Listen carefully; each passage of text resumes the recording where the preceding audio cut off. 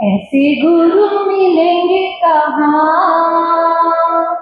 पर हित करते सदा रहते हैं बाहर भले,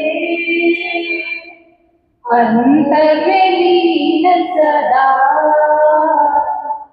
चरणों में जाए जीवन को बिरसाए, जिसे ढूंढता जन्मों से उस मंजिल को पाए। भव भव हमको मिले तेरी पावन शरण सदा। ऐसे गुरु मिलेंगे कहाँ, पर हित करते सदा। अमृत बेला शुभ दर्शन, प्रभु भावों का वो स्पर्श, कण कण में दिलते पुलकन, ऊर्जा का वो समर्थन। तेज ऐसा और कहाँ, जो शीतलता दे सदा। रहते हैं बाहर भले, अंतर में लीन सदा। अलमस्त योगी राम निर्ग्रस्त पतु जाने, उजला संयम का दामन शरणागत को निहाले। भावित आत्मा की तस्वीर तुमने देखी सदा। ऐसे गुरु मिलेंगे कहाँ, पर हित करते सदा। रहते हैं बाहर भले, अंदर में लीन सदा। अंदर में लीन सदा। अब हम आगे बढ़ते हैं। I now request our President, Shri Lalit Ji Bengani, for his kind words and to welcome everyone.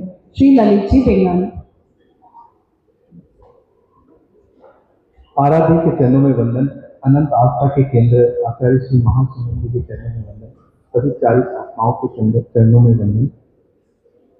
आज के हमारे आए हुए स्पीकर ये Naveen ji Khariwal, TPF south zone president Vikram ji Kothari, Vijayanagar सभा के अध्यक्ष मंगल जी कोचर, राजाजी नगर सभा के अध्यक्ष अशोक जी चौधरी, सभी सभा संस्था, TPF, TYP, महिला मंडल, अणुव्रत, ट्रस्ट और सभी आए हुए पार्टिसिपेंट्स, सबको मेरा सादर जय Jinendra. On behalf of TPF Bengaluru West, I would like to welcome you all to this amazing, exciting learning session on 2026 budget analysis. फरवरी 1 को एक नया बजट आया था और हमारा ये टारगेट था कि फरवरी 8 तक हम एक सेशन रखेंगे जिसमें हम उनका एनालिसिस करेंगे, उनको समझेंगे और गुरु कृपा और अपने टीम की मेहनत से ये सेशन रखना पॉसिबल हुआ, तो सभी के लिए ओम अहम। Budget taxation is a very complex subject, उनको समझना इतना आसान नहीं है। इस टॉपिक को इजी बनाने के लिए और सरल भाषा में समझाने के लिए आज हमारे साथ देश के टॉप चार्टर्ड अकाउंटेंट नवीन जी खरीवाल आए हुए हैं। एक क्वेश्चन हम सभी को रहता है दिमाग में कि क्या बजट समझना जरूरी है, क्या हमें इसको समझना चाहिए? Why not just offload this task to chartered accountants and let them understand? But मुझे ऐसा लगता है कि जब तक हम किसी टॉपिक को अच्छे से समझेंगे नहीं तो उस टॉपिक को, उस सब्जेक्ट को हम यूज भी अपने लाइफ में, अपने प्रोफेशन में, अपने बिजनेस में कर नहीं पाएंगे। तो इसी मकसद से हमने ये एक सेशन रखा है। Irrespective of what field you come from, I think it is very important that we understand the nitty-gritties of budget, taxation, etc., so that we can use it for our profession, business in life. TPF का objective यही है कि education, health और knowledge, intellectual session, spirituality में हम अपना योगदान देते रहें। इसी के साथ हमने आगे भी पहले भी बहुत सारे इंटेलेक्चुअल सेशंस ऑर्गेनाइज किए हैं, career counselling, health checkup, spiritual camp etcetera. करते आ रहे हैं, आगे भी हम करते रहेंगे। तो आपको मेरा रिक्वेस्ट है कि आप TPF से जुड़े रहें, आगे भी इवेंट्स अटेंड करते रहें। हर शनिवार 7 से 8 हमारा एक TPF संबोध कार्यशाला चल रहा है यहीं पे विजयनगर और ग्राउंड फ्लोर में। उसके साथ भी आप जुड़िए ताकि आपका स्पिरिचुअल जर्नी भी आगे बढ़े। इसी के साथ I hope you all find this session very enjoying and very enlightening. Om Shanti. अब मैं रिक्वेस्ट करती हूँ हमारे साउथ जोन के president Shri Vikram ji Kothari for his श्री चरणों में कोटि वंदन। वंदनीय प्रधान आचार्य श्री महासमंद के चरणों में आज के बेंगलुरु TPF बेंगलुरु वेस्ट के अध्यक्ष श्रीमान Lalit ji Begani, vice president of south zone Shri Saval ji Siyal, आज के चीफ गेस्ट श्रीमान नवीन जी और पधारे हुए सभा के अध्यक्ष बेंगलुरु के विजयनगर के श्रीमान मगन जी कोचर, राजाजी नगर से श्रीमान अशोक जी और अन्य सभा संस्थान के पदाधिकारीगण, सभी को सादर जय जिनेन्द्र। जय जिनेन्द्र। तो I would like to congratulate on behalf of entire TPF South Zone, that is all the 10 branches of South India, to Shri Lalit ji Begani and the entire team for organizing such a beautiful session. I don't know how many of you have heard Naveen ji. I have heard him. It was in back in 2016. और इनकी एक खूबी है, ये क्या करते हैं कि कॉम्प्लिकेटेड टॉपिक्स को भी सरल बनाना, एंटरटेनिंग बनाना और एक उनमें से एक अपॉर्चुनिटी किस तरीके से ढूंढना, ये उनकी एक कोटे है, इसकी एक प्रतिभा है। तो आज ज्यादा समय नहीं लेते हुए उनको सुनते हैं। इसी के साथ मैं फिर से रिक्वेस्ट करती हूँ यहाँ पे पधारे हुए सभी सभा संस्था, मैं नाम नहीं ले रही, प्लीज अपने आप को रिकॉग्नाइज करके प्लीज आगे पधारें। मूविंग अहेड, मैं रिक्वेस्ट करती हूँ हमारे विजयनगर के अध्यक्ष मंगल जी कोचर को यहाँ पे आके अपने कुछ शब्द के लिए। मंगल जी को आराध्य के पावन चरणों में कोटि कोटि वंदन। वे धीर है, गंभीर है, उस महावीर प्रभु पद के वीर ऐसे वीर युग प्रधान आचार्य श्री महासमंद के श्री चरणों में कोटि कोटि वंदन। शहर में विराजे सभी चारिका चरणों में वंदन नमन। पधारे हुए हमारे आज के मुख्य वक्ता एवं सभी गणमान्य व्यक्तियों, श्रावक समाज साधक जय जिनेन्द्र। क्योंकि एक एक का नाम तो बार बार लेना है तो मैं नाम नहीं ले रहा हूँ, समय भी काफी हो रहा है। सबसे पहले तो मैं ललित जी बेगानी TPF हमारे वेस्ट जोन के अध्यक्ष और मंत्री कौशल जी को मैं और संपूर्ण टीम को बधाई संप्रेषित करता हूँ विजयनगर सभा की ओर से, जिन्होंने अभी अभी गठित हुई है। इस दूसरा सेकंड ईयर शुरू हुआ है और इन्होंने न जाने कितने अच्छे कार्य किए हैं। वाकई में पहले ये सोचते थे कि भाई बेंगलोर के अंदर 2 संस्थाएं TPF की क्यों होनी चाहिए, लेकिन आज हमको मालूम पड़ता है कि एक ही तरफ का बाहर और वहाँ तक लोग बाग नहीं पहुँच सकते हैं। इधर TPF और वेस्ट जोन होने के कारण आप लोग सभी पधारे। मैं सभी का पुण्य विजयनगर सभा की ओर से और संपूर्ण श्रावक समाज की ओर से हार्दिक स्वागत है। ओम नमः मंगल जी अंकल। अब आगे बढ़ते हैं। आई नाउ रिक्वेस्ट तेरापंथ सभा राजाजी नगर के अध्यक्ष Ashok Chaudhary for his kind words.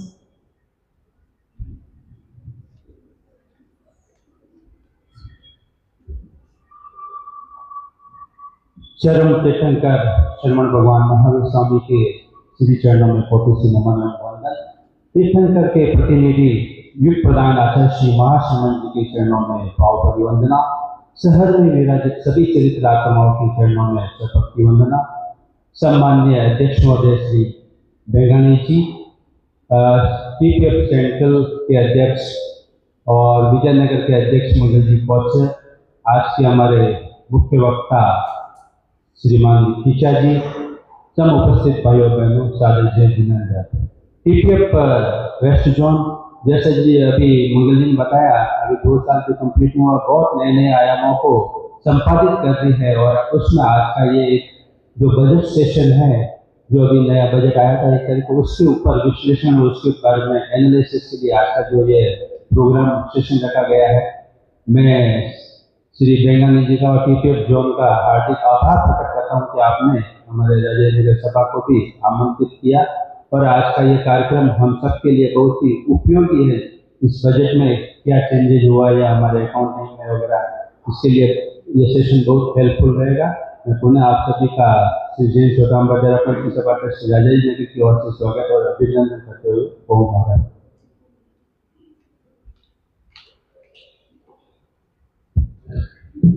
ओ मरहम, जिस घड़ी को अब हम सबको बेसब्री से इंतजार था वो अब आ गया है। With this I request Mahavir ji Chopra to introduce our speaker. Mahavir ji Chopra.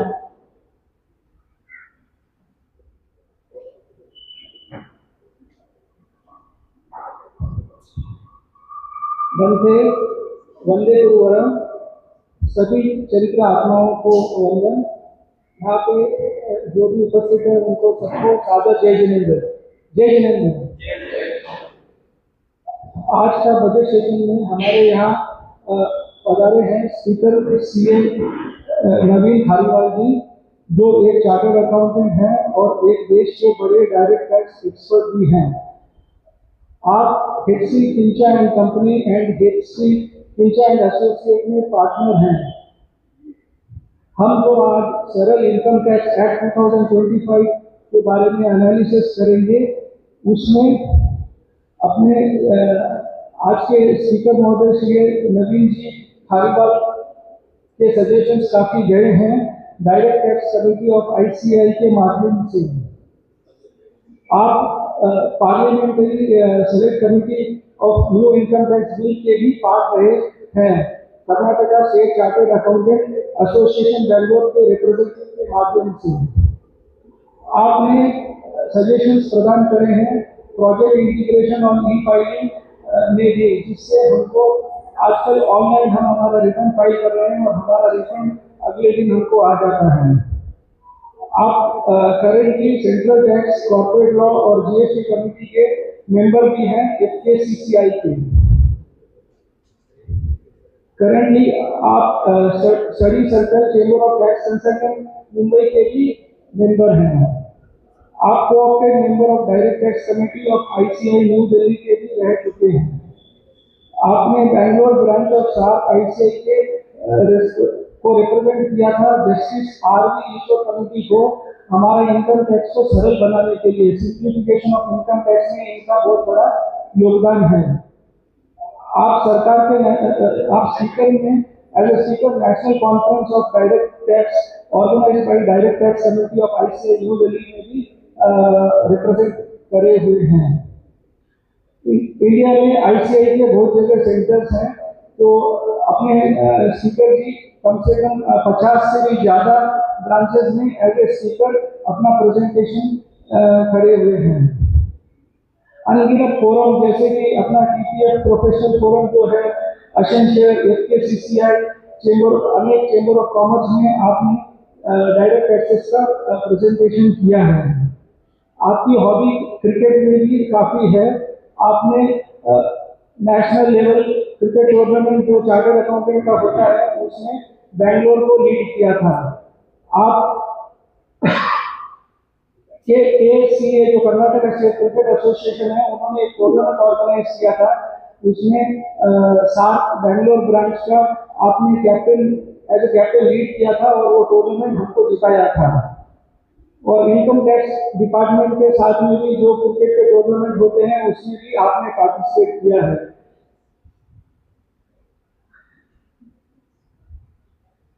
अब मैं आमंत्रित करता हूं पोडियम को CA नवीन जी खरीवाल आके इसकी उपस्थिति और गरिमा बढ़ाएं और अपना बजट सेशन का एनालिसिस का प्रोग्राम शुरू हो। धन्यवाद। ओम।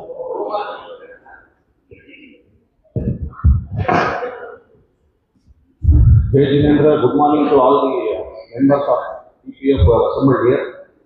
Respected TPF South President Vikram Kothari ji, TPF South India Vice President Shravan ji, TPF Bangalore West President Lalit Begani ji, सभा प्रेसिडेंट मंगल जी कोचर जी, राजाजीनगर सभा president Ashok ji Chaudhary. Now last week, Shradha ji had come to my office requesting for a seminar on this budget as well as this new income tax act 2025. So immediately I told yes, because at that time neither I understood the provisions, neither I could go through the provisions. So it will give me an opportunity to go through the provisions and try to understand some nitty-gritties of the provisions. Now I am coming back to the TPF forum after 9 years. I came in 2016 during the demonetization period. Exactly, I think 3-4 days, TPF was one of the first association to immediately call for a meeting on demonetization. At that time, I remember, the space I had was only this dais. Till here, people were sitting. So I remember that it was in Bhavan. Only this was his space. Fortunately, what happened at that time, people asked me 100 times, same question, sir, how much shall I deposit in bank account? So fortunately, I told on the stage, don't deposit more than 5 lakhs. Fortunately or unfortunately, I don't know. Why? Because that section 115 BBE read with 271 AAC, what Modi ji brought in 2016, my dear friends, what was the rate of tax? 115 BBE. 60% was the rate of tax. In this budget 2025, now after 9 years, it is reduced to 30%. Therefore, what you should do first thing, don't worry at all. You have any black money. Point number 1, you have 1 crore rupees. Black money is there. I have got cash. You need not do any conversion, for heaven's sake. Don't fall into all this trap. You have done 80 GDC, political donations to political parties, unregistered political parties. You have given donations. In India, who will give donations, sir, and who will give gifts, sir? Donation तो हम देते हैं वापस लेने के लिए. तो आप लोगों ने डोनेशन दिया 80 GDC में. तो department has got now lot of AI tools, data analytics. तो क्या हुआ उसमें? 7.5 lakh returns were filed. All the 80 GDC whatever you have claimed, unfortunately now there is something called as nudge campaign by the department. Nudge campaign, उनको पता पड़ गया है ये सारे unregistered political parties you have claimed 100% donation. 100% you give donation, claim and reduce the tax liability. One case, one person came to me from Wipro. I don't know, one employee, maybe she came crying. What happened? I got a refund for 24-25, 3 lakh rupees.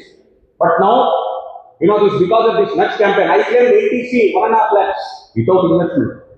If you want to claim 80C, you have to invest in LIC, TPF, etc., etc. Fill the return. In the return, you put 80C, 1.5 lakhs. Nobody will ask. 80D premium, Medicare, put 50,000. Who will ask? 80E loan, foreign education, your education loan. Like this, all the deductions they have claimed. And then they have got refund. That is the reason, my dear friends, what income tax is telling, nothing doing from now on. Come to the new regime. Because you are all claiming fraudulent deductions and exemptions.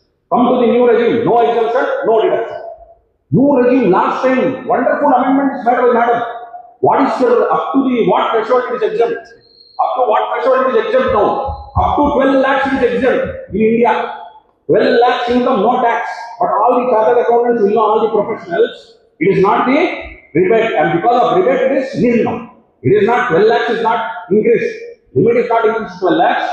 Only 2 conditions. You have to file return of income. File return of income, claim rebate up to 12 lakhs, no tax. So what to do? Turnover is 20 lakhs, income will be 12 lakhs. My turnover is 40 lakhs, income will be still 12 lakhs. So nothing to worry. More money is coming in the economy, GDP will increase. Don't worry. So what will happen now? 12 lakhs, how to show income, sir? I was showing 3 lakhs, 4 lakhs, 5 lakhs. Sir, beauty parlor income. जितने beauty parlor नहीं है, उतना income आ जाएगा ये बात. So beauty parlor income, you are showing some sale of homemade products income, etc., etc. Creating all the incomes. So first amendment in this budget, my dear friends, be careful. What was 115 BBE in the new act? Earlier in the new act there was a section 115 BBE. See, only with section I can remember the provision. That is my habit. But I will simplify for you, don't worry. So in the in the old income tax act, what was 115 BBE was 60%. In the new act, that section has become 195. Under 195, what is the provision? You declare on your own. Without the government catching you, declare on your own, pay 30% tax. What more I want? 30% surcharge and cess. Senior chartered accounts or senior people are there, 25, 30, 40 years back in 70s. What was the rate of tax? Rate of tax was an astounding and mind-boggling 97.5%. 97.5%. You go back and check. So now it is hardly 30%. Chidambaram's green budget, 1994, he brought the tax rate below 40% to 30%. Take the best budget of this country according to me, 1991, P. Narasimha Rao, the RBI governor of there, Manmohan Singh, that was the best budget. Our gold was pledged, gold went to Switzerland. And while gold comes, no foreign exchange in India. The Brahmin got up who knew 16 languages, whose own party did not give him a decent burial. After 10 years, Modi made a memorial in Delhi for the great man. The greatest Prime Minister India has ever produced, late P. Narasimha Rao. And it was not Dr. Manmohan Singh, under the leadership of P. Narasimha Rao. He gave him guidance and India's economy, all the license tax was there. I used to go to Delhi to get license. Everything was abolished. So then came here, now Nirmala Sitharaman's budget other day. It is the 9th straight budget, my dear friends. Only second lady in this country after Indira Gandhi to be the finance minister. What is the speciality? She served as the commerce minister, she served as the defense minister, and now she is serving as a finance minister. Given her 9th straight budget. Next year she will equal the record-breaking 10 budgets of late Morarji Desai. 10 straight budgets. Morarji Desai. Next year, madam would give the 10 budget equally. Now, what are the implications of this budget? So, ये अब निर्मला सीतारमण जी का straight 9th budget है. इसमें आपको क्या मिलेगा? What has happened actually? Now, before this, I will not go by all these facts and figures, sir. My forte is direct taxes, income tax है. Income tax में क्या बदलाव आया है, क्या changes है, हम उस पे concentrate करेंगे. Income tax में changes. Next one. Yeah. मैं आपकी जानकारी लिए बता दूं, टिल लास्ट ईयर हम लोग 1961 act we were following, 1961 act income tax act. 65 years, 65 साल से we are following the same act, my dear friends. 65 years we are following the same act. And how many amendments were there in this income tax act? Nearly 4,000 amendments. Every year amendment, especially charitable trust, so हर साल amendment होता रहता है. Every year there were amendments, sir. So 4,000 amendments. Then the government of the day, they called the finance minister and the prime minister, home minister, said, we have to do something. We have to try to keep the spirit of the act same. Let the spirit of the act, let it remain same. We will not make wholesome changes, but we will try to simplify the English language. Old archaic British language is there in the act. I want to simplify the language. So there were some words in the income tax act. जैसे notwithstanding एक word था income tax act 1961 में, उसको निकाल के irrespective कर दिया. Once my good friend Sanjay Khatri is sitting here, so we were just discussing. In fact, they read out in my biodata. We played cricket together in Pune. So he was the best batsman in my team. Out of 6 balls, he hit 5 fours in the Pune ground. Then in between, I was the partner. He told, "Kya karuna hai karke?" I told, "Better you stay karke. Shall we go for one more four? 6 balls, 6 fours." No. I told you better stay karke. So Sanjay Khatri one day asked me, "How to study income tax act? How do we start karke?" So I told him, "Study one section per day, then we will see." Presently, 1961 Act there are 298 sections. How to study? You start studying one section. So he started. अब income tax act में क्या है sir? पहले section, बाद में आता है sub section, उसके बाद में क्लॉज, देन सब क्लॉज, फिर भी खत्म नहीं हुआ, फिर provided for, then further provided for, then also provided for. क्या खत्म हो गया? नहीं. Explanation 1, explanation 2, explanation 3. So full stop is coming after 20 lines, and then at the end he told Sanjay Khatri, I read everything. It took 1 hour. At the end it was written, this section is deleted with effect from 1/4/22. तो मैंने बोला यार तू पहले नीचे देखना नहीं, page के नीचे देखना था आप लोगों को. So that was the way to read. So exactly government has told, I want to simplify Because chartered accountants, it is good income for me, it is good income for the advocates, good income for the lawyers. You cannot interpret the act. Very difficult. 1023C जो proviso है अपना charitable trust के लिए, there are 24 provisos. So what they have done now? Remove all the provisos, deleted. 1200 explanations deleted, 900 provisos deleted from the statute. Now they have made very simple. Actually, Income Tax Act में 298 sections were not there. There were 836 sections. Why? Because I told you no. Section, subsection, class, subclass, etc. सबको आप मिलाएंगे तो 836 section था पुराने income tax act 1961 में. अब कितने सेक्शन है नए इनकम टैक्स एक्ट 2025 में? 536 सेक्शन है. But the number of words earlier my dear friends 5,20,000 word थे पुराने इनकम टैक्स एक्ट 1961 में. अब कितने वर्ड्स है? It is 2,10,000 words. Fully reduced, simplified. Now again Income Tax Act, what was the dictum given by the Prime Minister? Please simplify the language. Please reduce the litigation. How many appeals are pending today, sir? In CID Appeals Forum, any idea? First appeal CID Appeals Forum, how many appeals are pending? 600,000. 6 lakh appeals are pending as on date. So that much is the dispute. We will see. Don't worry, there is ample time. Give me some time to speak. 1 hour. Whenever you say I have got headache now, please stop. That time I myself will stop. Whatever you want, you ask. Don't worry. I will not tell the time you have to send a mail or you have to send me a message or phone number. Every question will be answered, but only restrict yourself to direct taxes. I am only direct tax man. I do not know any other topics. Please. Now, this is about the new act. See, the new act में क्या था? What we see? क्यों? Why new act is required? Simplification, reducing litigation, reducing compliance burden, reducing redundant provision. ऐसा हुआ है क्या? अब ये 2025 जो एक्ट है, what is the difference, sir? From next year onwards, my dear friends, there is no assessment here. What is there in the new act? There is tax here. Now we are going with the all foreign jurisdiction, US, UK, etc., etc. There is no assessment here. Previous year, financial year, there no. What was there was tax here. From India now, next year there is tax here, not assessment here. So don't get confused.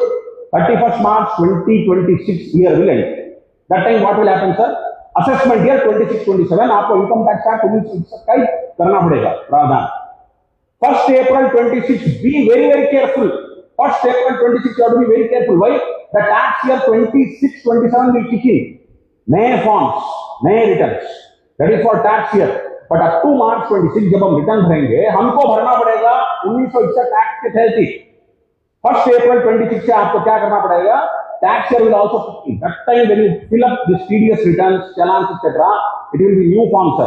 Under tax year, under Income Tax Act 2025.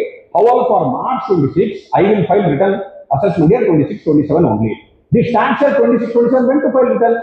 Sir, next year. When March 27 it will end tax year, I have to file return in 27-28. That is for return for tax year 26-27. Now. Yes, these are the amendments between the Income Tax Act 61 and Income Tax Act 2025. The KSCA put me in the committee to give suggestions to the the MPs, 32 MPs, select committee. They came from Delhi. All the member of parliament from all the parties across India, all the states. So the meeting was at Taj West End. Taj West End meeting was 3 days or 2 days.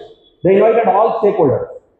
I also went like a common man. MPs, the MPs will have no knowledge. From all the elected MPs, Lok Sabha, Rajya Sabha, they will have no knowledge. I am telling you, they had very good knowledge. All the MPs they had very good knowledge. They had done very good homework and come. So we suggested various suggestions. All the suggestions they implemented between the bill, Income Tax Bill 2025 and between the Act 25, more than 300, 400, 500 suggestions all accepted, and they made all the changes. Now, as I told you, 5.12 lakh words reduced to 2.6 lakh words. Section 819 reduced to 536. Chapters 47 chapters 1961 Act में अब 2020 Act में केवल 23 chapter है. Similarly, the new Income Tax Act में tables आपको बहुत सारे tables मिलेंगे. पुराने Act में 18 टेबल थे, अभी 57 टेबल्स है. उससे क्या हुआ? अब आपका TDS प्रोविजन ले लीजिए. You need not depend on anybody. There is a section earlier, what was happening? 192, 193, 194A, 194C, 195, 190, etc. So many things. 194C, 194H, 194I. 40 sections were there only on TDS. Now what is there? Now they have made three sections, 395, 394, 393, and tables are there. This is for residents, this is for non-residents, etc., etc. This is for specified income. Now the TDS sections are there only in three sections. नए act में आपको table में मिल जाएंगे, सिर्फ table में, आपको section पढ़ने की जरूरत नहीं है. The TDS tables. Now provisos, जैसे मैंने बोला था आपको, वो डिलीट हो चुके हैं in the new act. 1200 provisos है पुराने एक्ट में, 1961 में, it is reduced. Explanation आपको 900 explanation थे पुराने एक्ट में, nil. Schedule 14 schedule in the old act, it is now 16 schedules in the new act. मैं आपको बोलता हूं और एक इसमें नहीं है, 40 के ऊपर फॉर्मूला न्यू एक्ट में, like your a plus b whole square, a plus b whole square is equal to a square plus 2ab plus b square. Example, तो कानून बोल रहा है अभी आपको इंटरेस्ट कैलकुलेट करना 234b 234 से जाकर ये just follow the formula, so that you follow the formula, no question of litigation in high court.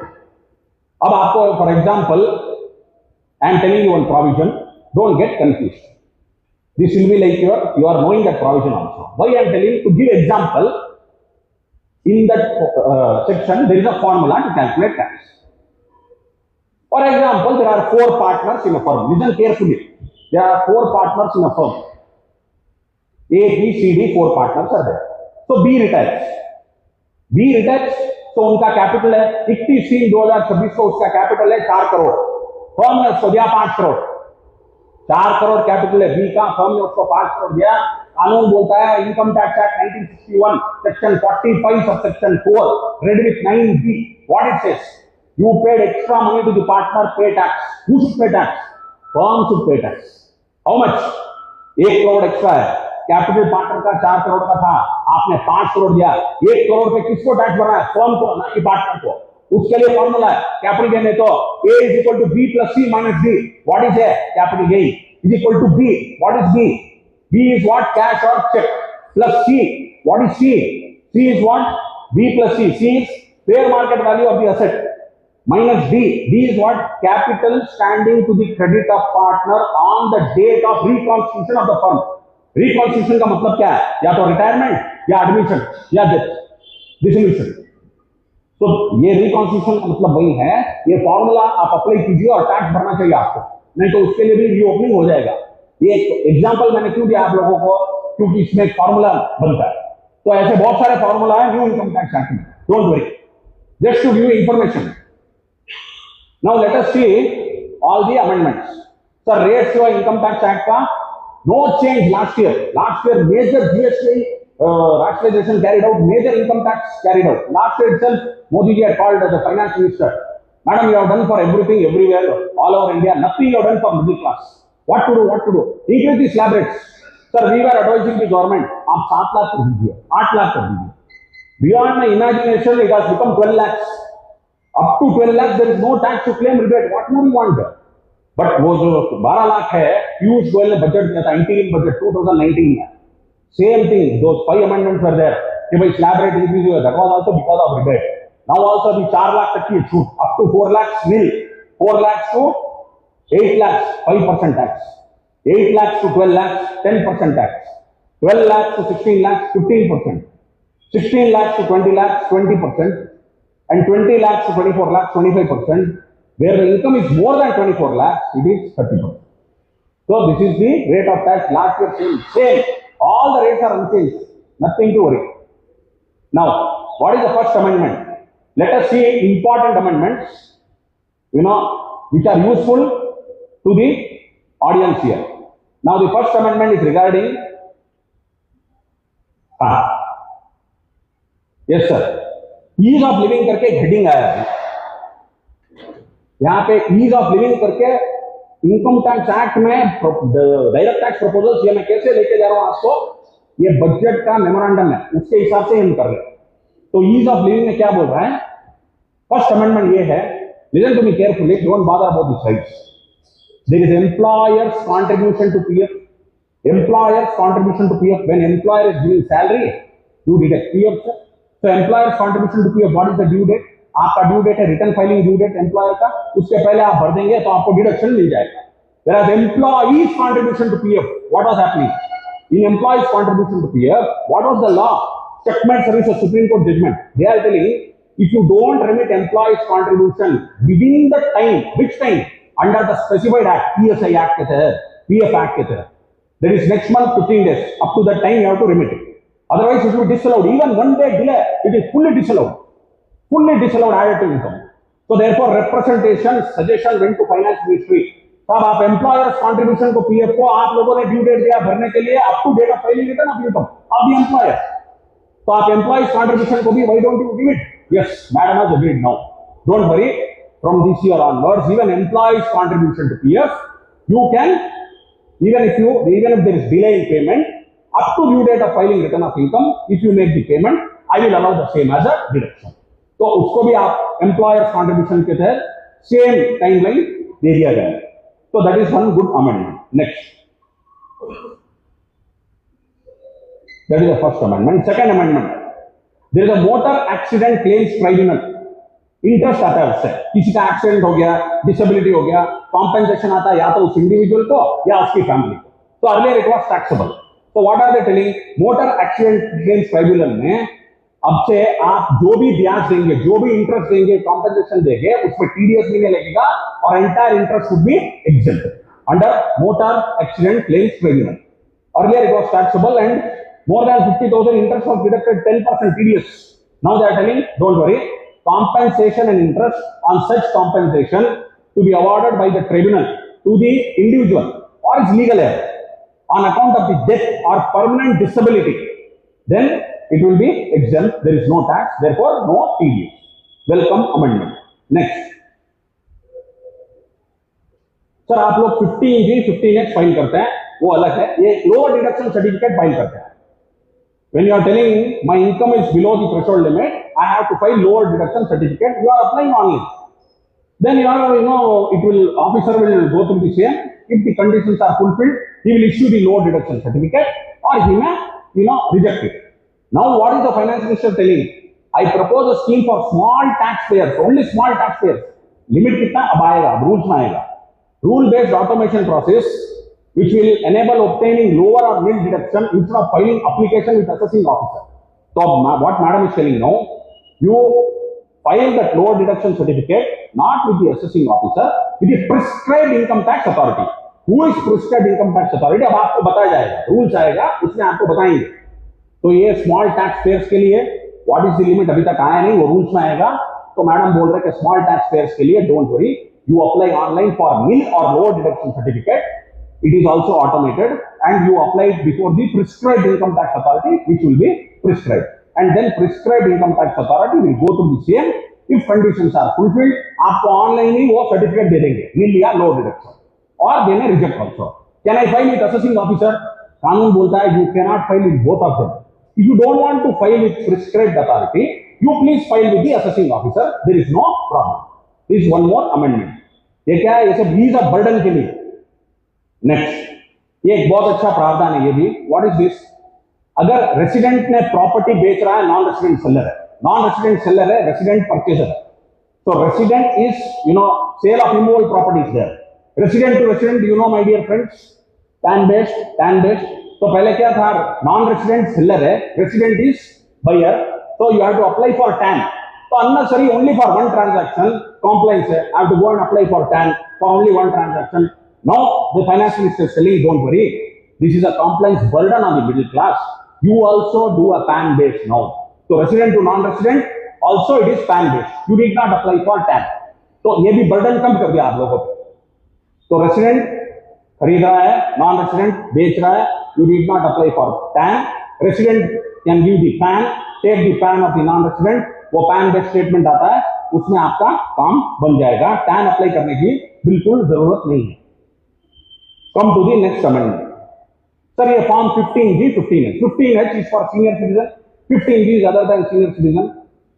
So in case of multiple companies, taxpayer is holding securities in multiple companies, I propose to enable depositories to accept form 15G or 15H from the investor and provide it directly to various relevant companies. That means what, sir? What has happened here?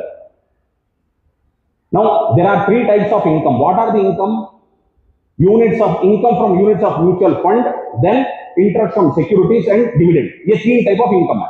तो आपको उनको देना है 15G 15H. भैया TDS मत काटो dividend pay, TDS मत काटो इंटरेस्ट पे. TDS don't deduct on income from mutual fund, etc., etc. These three income are there, units of mutual fund, interest from securities, dividend. So what to do? Now madam is telling amendment, आप लोग क्या करना है 15G 15H don't give to each company.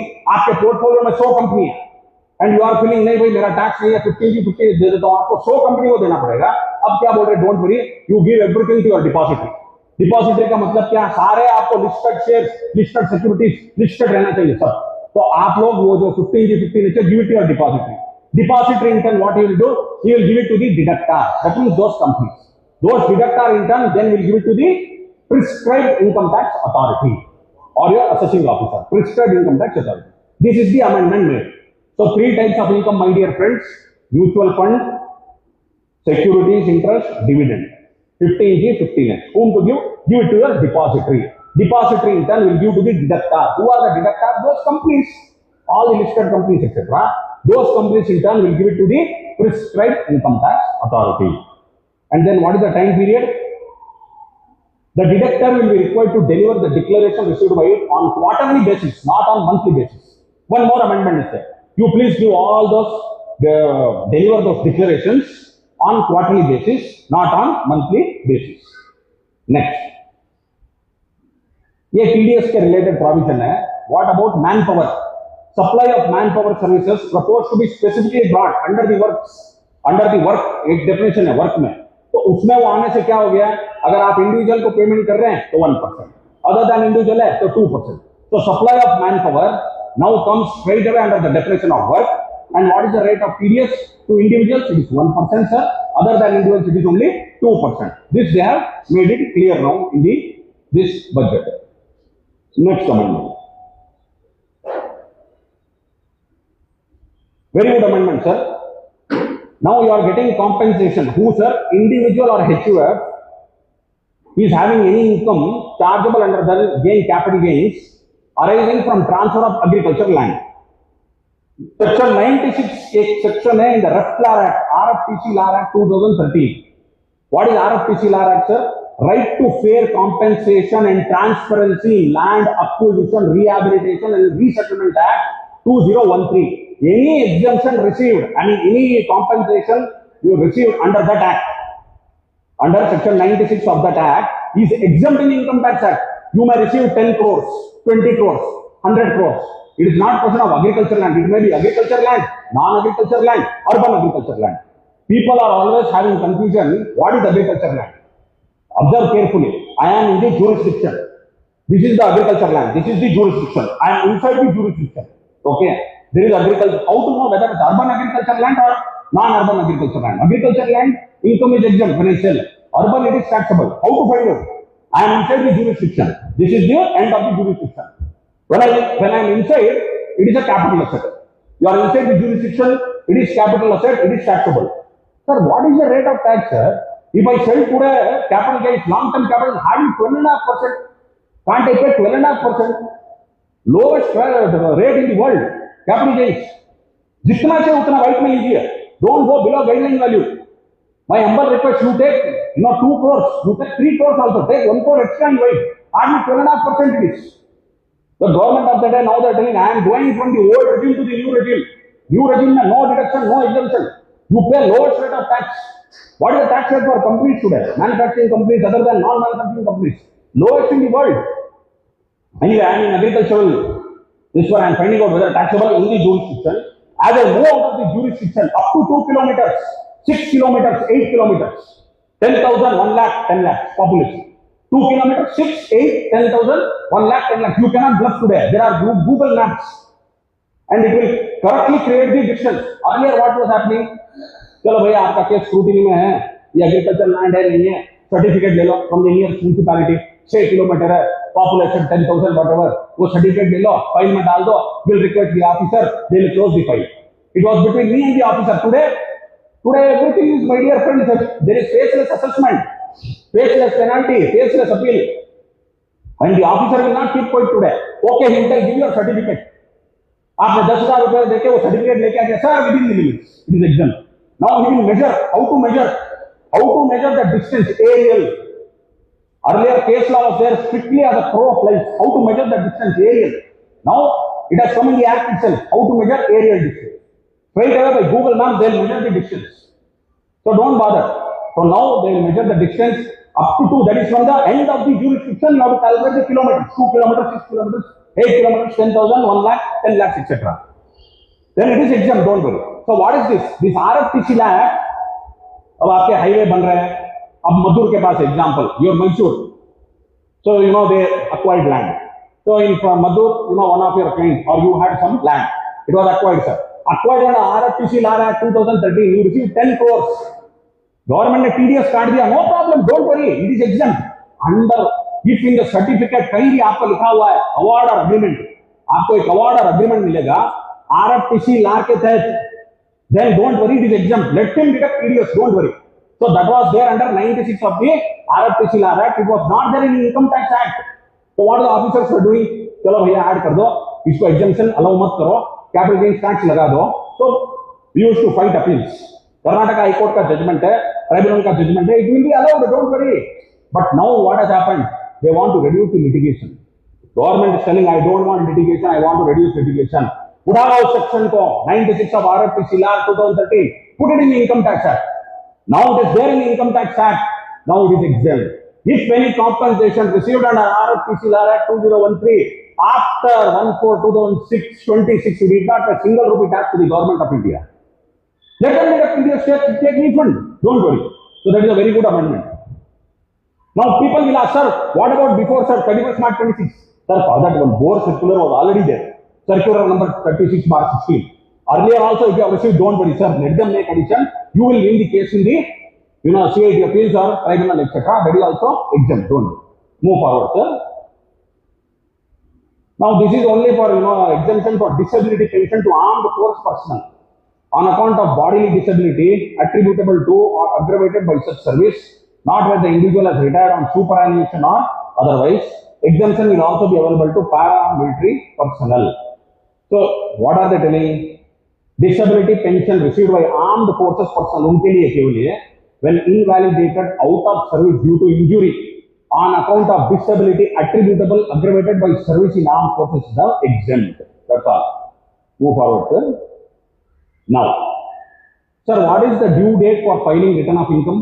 आपको revise करने का क्या time है अभी? You can file original return, you can file belated return, you can file revised return, you can file updated return. So now what is happening? 3-4 amendment एक साथ ही complete कर देता हूं. सर अगर आपका रिटर्न फाइलिंग ड्यू डेट 31 जुलाई और अगर audit case है तो 30th September, transfer pricing 31 October, your audit 30th November transfer pricing. तो ओरिजिनल टाइम लिमिट ये है. जो लेट फाइल करते हैं उसका क्या टाइम लिमिट है? 31 दिसंबर. 5 साल पहले most of them you are aware 1 year from the end of assessment year. 1 साल टाइम था. नेक्स्ट मार्च तक. अब government of the day is in hurry. Earlier test match, बाद में 50 ओवर्स, अब T20. I don't have now patience. आपका कब खत्म हो रहा है टाइम लिमिट? जुलाई, सितंबर, अक्टूबर, नवंबर. रिलेटेड रिटर्न भरने के लिए केवल 1 महीना टाइम है. अप टू 31 दिसंबर. 31 दिसंबर अगर आपने रिटर्न फाइल नहीं किया, 1 जनवरी से you can't file return. What return to file? Updated return. तो अब गवर्नमेंट को समझ में आ गया रिवाइज रिटर्न और बेलेटेड रिटर्न का टाइम लिमिट क्या है. Belated return is what? नाम से पता चलता है आपको. It is filed late after the due date. So that date is 31st of December. Belated return time period is also 31st December. Revised return time period is also 31st December. कोई last पे return भर रहा बेचारा 31st दिसंबर को, उसके लिए तो बेलेटेड return और रिवर्स रिटर्न एक सा हो गया. वो बेचारा रिवर्स रिटर्न कर ही नहीं सकता. So what to do? Government is telling, I understand. I am giving you 3 months extension now. I am giving you 3 months extension. So what was the date for revision of return? 31st December will now become 31st March. But it comes with a fee, extra fee. If the income is less than 5 lakhs, 1,000 रुपए भर दो. More than 5 lakhs, 5,000 भर दो fee. Because you are revising the return in the late, in the delay period. After 31st of December up to 31st of March, I will give you permission to revise the return. But if your income is less than 5 lakhs, please pay 1,000 rupees when you are fine. More than 5 lakhs, please pay 5,000 rupees. Time limit for revision extended. Again, one more amendment they have made for filing return. All the non-business audit cases, I repeat, all businesses which are not subject to tax audit. What was the due date earlier? 31st July, or if it is audit case, 30th of September, or 31st of October, etc. Now they are telling for all non-business audit, due date is extended from 31st July to 31st August. So new income tax act में आपको next year time it is 31st of August. It is not 31st of July. 1 month extra होगा. Similarly, all the charitable trusts which are not subject to audit, for them also due date is extended from July to 31st of August. Similarly, all partners of a firm, which firm? Non-audit firms, not subject to tax audit. उनको भी due date is extended to 31st of August. तो ये और एक आपको government ने रात इसमें भी आपको रिलीज मिला 31st July, it is now 31st August. One more release. Sir, earlier updated return concept is there. What is the concept of updated return, sir? कि भैया आपका 31st दिसंबर हो गया, उसके बाद आपको रिटर्न फाइल ही नहीं कर सकते. 31st मार्च के बाद इस साल का रिटर्न आप फाइल ही नहीं कर सकते. टेक फॉर असेसमेंट ईयर 25-26, अब 25-26 चल रहा है. लास्ट डेट फाइलिंग के लिए क्या है सर? 31st दिसंबर हो गया अभी, तो 31st मार्च. अब मैं क्या कर सकता हूँ? You can file only updated return. What is the concept of updated return? 139 subsection 8A Old Income Tax Act. Up to 12 months delay, 25% extra. 12 months to 24 months, 50% extra tax and penalty. 24 months to 36 months, 60% extra. 36 months to 48 months, 70% extra. So 25%, 50%, 60%, 70%. You file updated return. Government is telling, I will allow you to file updated return. 12 months delay, 25% extra. Then 24 months delay, it is 50%. 36 months, it is 60%. 48 months, it is 70%. Up to 4 years, I can file return. Now, what was the earlier, update return? If there is a refund, I cannot file update return.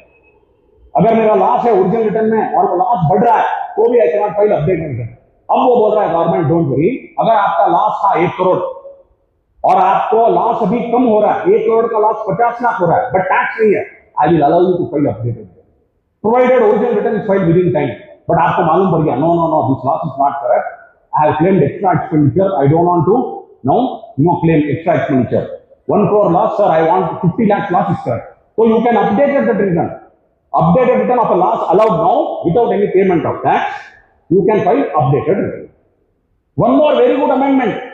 What is section 148, sir? It is concealment.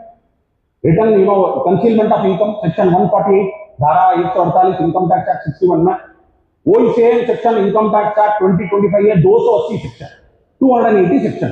तो अगर आपका income as escaped assessment, for example we are going to tell sir now how to file return, what are the steps for filing return sir.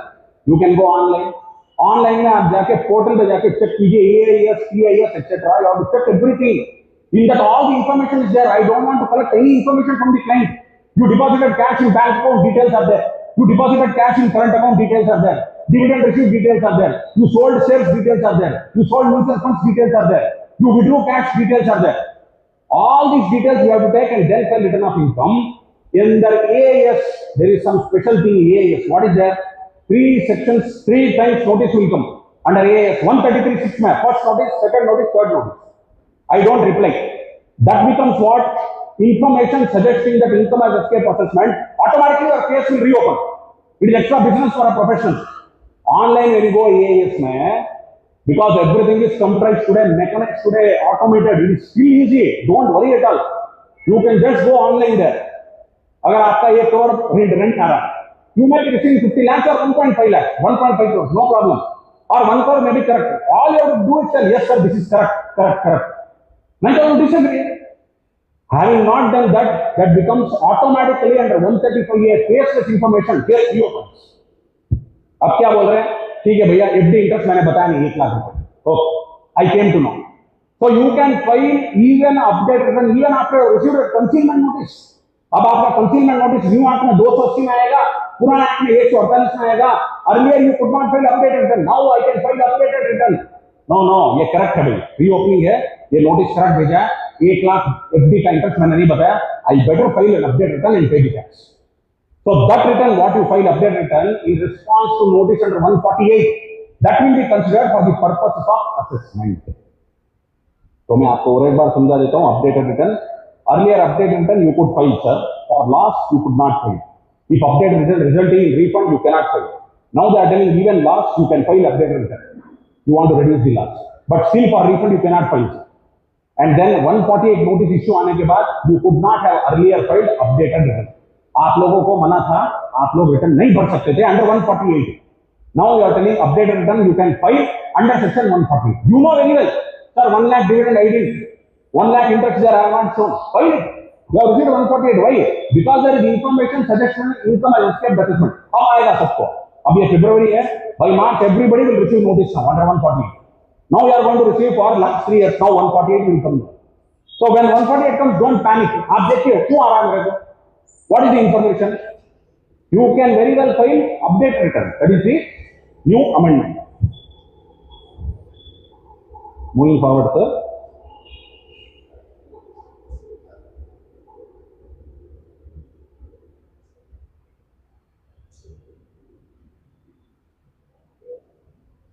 तो this revise return जो मैंने आपको बताया था amendment है वो इनकम टैक्स एक्ट 26 में भी है, I mean your income tax new income tax act 25 में भी है और इनकम टैक्स एक्ट 61 में भी है।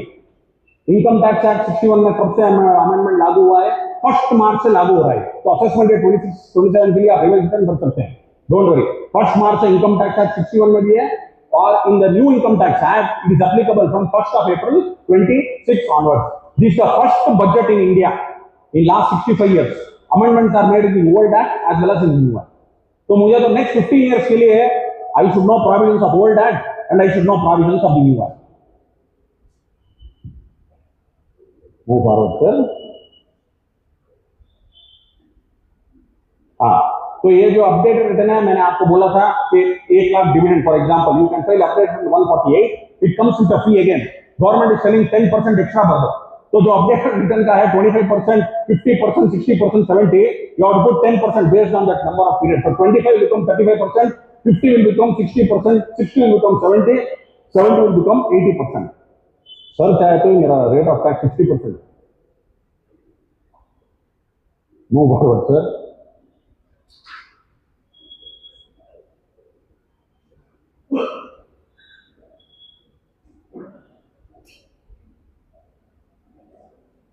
सर ये बहुत बड़ा अमेंडमेंट आया, ये foreign undisclosed foreign income, undisclosed foreign assets. तो इसमें क्या हो रहा है, मान लीजिए कि भाई हमारे बच्चे जाते हैं पढ़ने अब्रॉड, भाई वो लंदन गया है, यूएसए गया है, he has gone to do engineering, he has gone to do MBA etc. One bank account was opened there during the time for deposit of fees, उसके डेली खर्चे के लिए, living expenses, rent etc. So he finished his studies and he came back to India. That bank account is not closed, but the government has got information, sir. Government has got information, automatic information. All the information is shared with the government of India. तो वो क्या हो गया? It became undisclosed foreign asset. उसमें रहेगा $500, $100, $50, $10, $1. It is an inoperative bank account. But I did not close, sir. When I became a resident in India, I came back. I did not close that bank account. That information is there with the government. There is a column in the return of income. All of you should be aware now. There is a column in the return of income schedule FA, schedule foreign assets. I have not declared. Again, you know, some employees you have got ESOPs, RSU. ESOPs आपको मिला है, RSU restricted stock units etc etc. हमने declare नहीं किया, हम भूल गए, intentional, unintentional है. Or I have a property abroad, you have not declared that immovable property. So government is telling I will apply Black Money Act. Black Money Act, I levy penalty under section 42, 43 of Black Money Act 2014. So now the government is telling it is coming with a one-time disclosure for 6 months. नया scheme आया. Whatever is undisclosed income, undisclosed asset, you please declare now. So that, and if you pay the tax, so there will be no prosecution. Otherwise, the government has taken a serious note now. So what are the, benefits? We'll just see. So why this is coming, sir? All small taxpayers. Madam is telling this scheme is only for all small taxpayers. So your foreign employment benefits such as ESOP, RSU, then dormant or low value foreign bank account, all dormant accounts of former students, some insurance policies of returning non-residents, assets held by individuals on overseas deputation, etc. Information कहाँ से आता है government को? Automatic exchange of information framework indicates non-disclosure of financial assets by significant number of PAN holders. They know, इसके पास अब Sanjay Khatri, he has got one bank account in New York, you are not declared. He has got one FD in New York, not declared. He has got immovable property in New York, not declared. So now the government has come out and coming out with a scheme, you declare. See, Chidambaram scheme came, VDS 1997, in 1997, P. Chidambaram scheme 97. At that time, what happened? The forms were there, pink color forms. 30% was the rate of tax those days. So Supreme Court then took a promise that the person who has declared income, not declared income, you cannot put both of them on par. There on undisclosed income, उस time जो लोगों ने चांदी declare किया था, they declared silver in 1997. That much silver was not available in the entire globe. That much silver was declared under VDS 97. 64, 78, 70 rates. Chandis were prevalent in 60s, 70s, 80s. What is the rate today? And that time we declared, whoever declared, then, so much, it became white. So at that time, 64 rate was declared. Take one valuation report. Form 08 was there. Make one valuation report. Declare. So this 1964, 100 kg silver at 1964 rate. Hereafter I will sell silver now. Capital gains, silver, articles, etc. were exempt, that. Then, bars are taxable, etc. etc. So that 97, that was his scheme. Then, when Modi ji came, he brought in 2-3 schemes. When Modi ji became the Prime Minister of this great country, within 1 month, he formed what is called Special Investigation Team. So why was Special Investigation Team formed? For eradication of corruption and black money. I will not go into all the suggestions. One suggestion SIT gave to Modi, don't allow in India any cash transaction of 15 lakhs. Up to 15 lakhs, rest of those. They didn't follow that. Up to 2 lakhs they have done now. There is a section, my dear friends, in the old Income Tax Act. It is also there in the new Income Tax Act. 269 HP. What is the section? For example, father is any cash transaction more than 2 lakhs, 100% penalty in the hands of the recipient. Suppose Sanjay Khatri is a trader. Sanjay Royal Hardware Stores. Sale bill आया 2,50,000. आपने GST भर दिया, आपने book में record कर दिया, आपने income tax में ट्रेडिंग अकाउंट में ट्रेड कर दिया. All fine, sir. Have you received the 2,50,000 in cash? Yes, sir. 2,50,000 if you have received in cash, 2,50,000 penalty. Section 269 ST. Now father giving gift to his son. Again, एक ही बकरा बना रहा है Sanjay Khatri again. He is giving gift to his son because his son is a doctor now. He is pursuing his medicine in MS Ramani. I became a doctor. Oh my dear son, out of my love and affection, I am giving you gift 3 lakh rupees. Sir, father to son gift per se is exempt, no doubt about it. But there is a violation of 269 ST. So his son has to pay behind him. This side Modi, this side Nirmala Sitharaman standing. There is a gift. 100% penalty. Unintentionally, without inadvertently, you are coming in the provision of 269 ST. Father to son gift is exempt. But what is the mode of receipt of gift in the hands of the recipient? किसको मिल रहा है gift? उसके बेटे को gift मिल रहा है. What is the mode? उसको मिल रहा है cash में 2 लाख के ऊपर. So entire 3 lakhs will be taxable if the department comes to not 269 ST 100% penalty. Again, one more example. You are a partner in a firm. You are introducing capital, cash account debit, credit capital account. आपने capital introduce किया firm में 5 लाख रुपए capital introduce किया. इसका source है. But only you have introduced 5 lakhs in cash, only one day. 5 lakhs received by the firm, 100% in cash, 5 lakhs penalty. So be careful. Unknowingly, unintentionally, you will come under this provision. So 269 ST. Now we are talking about undisclosed foreign income and assets. So at that time, what happened? When JPG came, they brought in IDS scheme. They brought this foreign, at the time also they brought this disclosure. They brought in foreign money disclosure. Then they brought IDS scheme for all domestic. After that, demonetization came. After that, demonetization on November 8, 2016. On November 1st, silently, one draconian act is passed, sir. Nobody remembers. November 1, 2016. Step by step, Modi has done all these steps. Whether it was a success or not, don't bother. But he has unleashed all these steps. November 1st, Benami Act was passed. Benami Act was passed, which was a sleeping duty for 28 years. Originally, Benami Act formed by Rajiv Gandhi in 1988.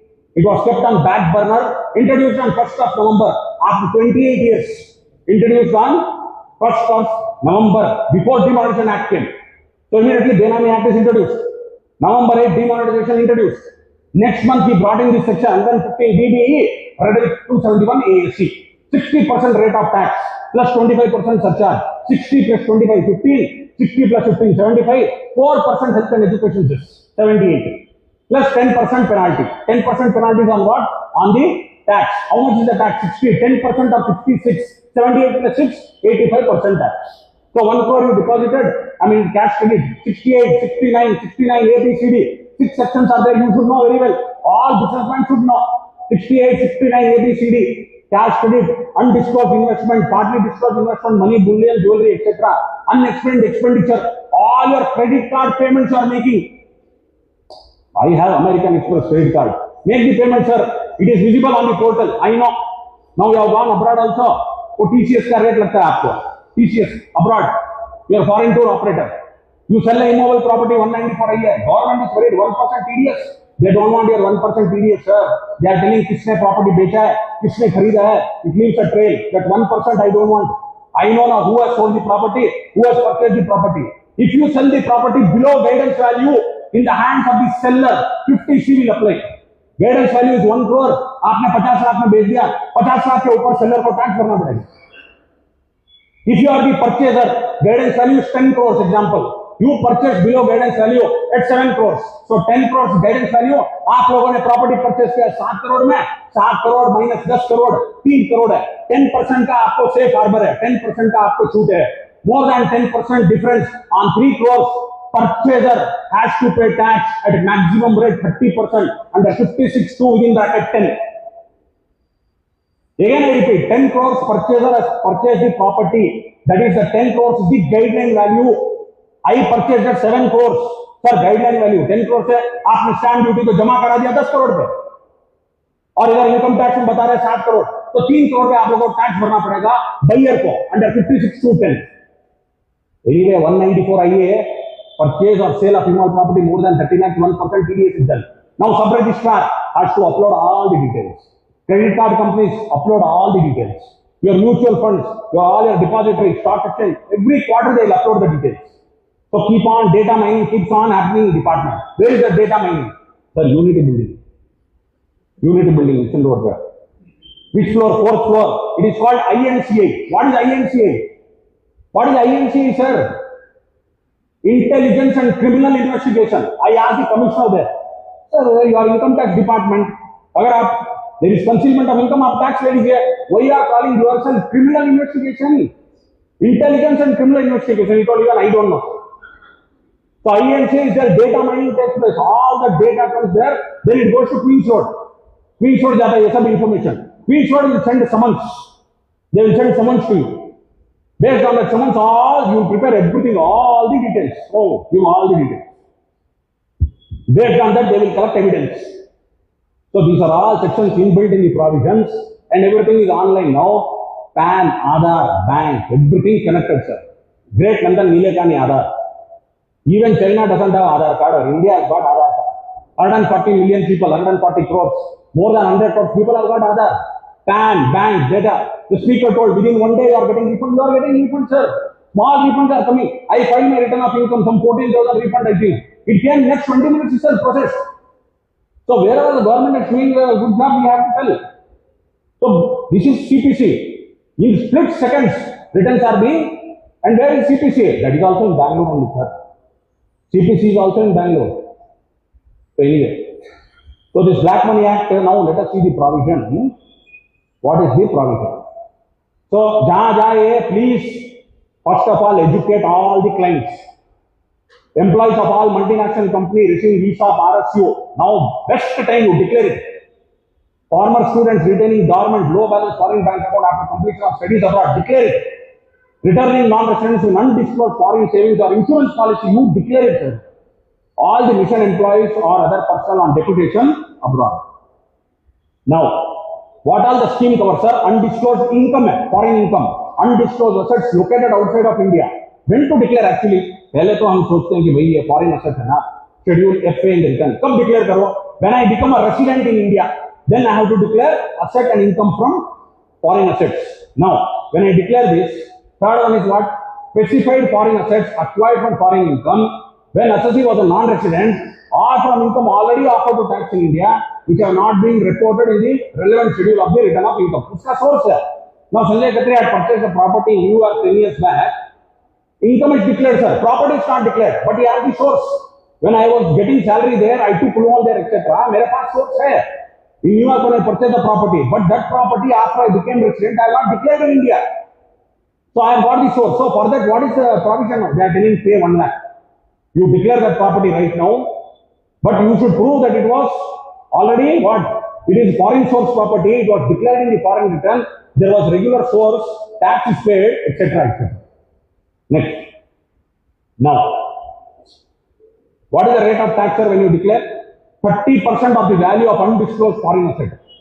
Then additional amount, together with additional amount equal to 100% of such tax. 30 plus 30, 60% of the value of asset or income as the case may be. वो ज्यादा नहीं बढ़ेगा. अगर आपके RSU है, ये dormant bank account है, $500, $20, $100, $1000, you have to pay only 60% tax. That becomes, because penalty was, 10 lakhs, 20 lakhs. So here I have to pay only 60% tax and come out of it.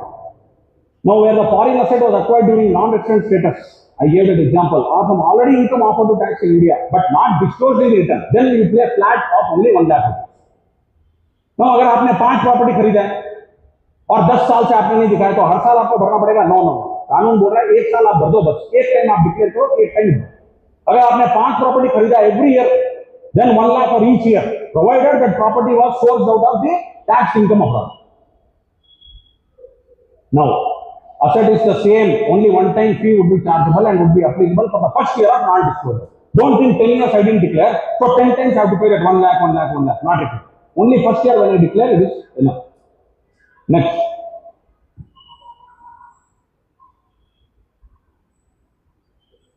Yes, sir.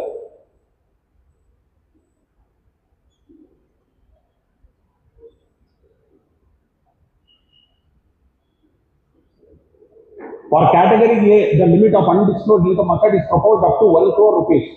So value of undisclosed asset and undisclosed income cannot go beyond 1 crore, sir. So undisclosed asset rules will come. Suppose the guideline value beyond that, I am sorry, you cannot come under this scheme. So it is for small taxpayers, foreign asset, undisclosed foreign asset plus foreign income should be less than 1 crore. Then they need to pay 30% of the fair market value of the asset or 30% of undisclosed income as tax and 30% additional income tax, that is 60%. Then for category B, what I told, already you have declared, your foreign source asset, undisclosed asset, but not declared in the return. For that the limit is 5 crores. Asset is proposed up to 5 crore of rupees. Their immunity, both penalty and prosecution, आपको penalty भी नहीं भरनी पड़ेगी, prosecution भी नहीं होगा, but payment fee of only 1 lakh rupees. आगे बढ़ेंगे. Let us go forward now. What is the next? Now, there is no penalty for non-disclosure of non-immovable foreign assets with aggregate value less than 20 lakhs. Very good. I propose to also provide them immunity from prosecution. So prosecution भी नहीं होगा up to 20 lakhs. Move forward, sir.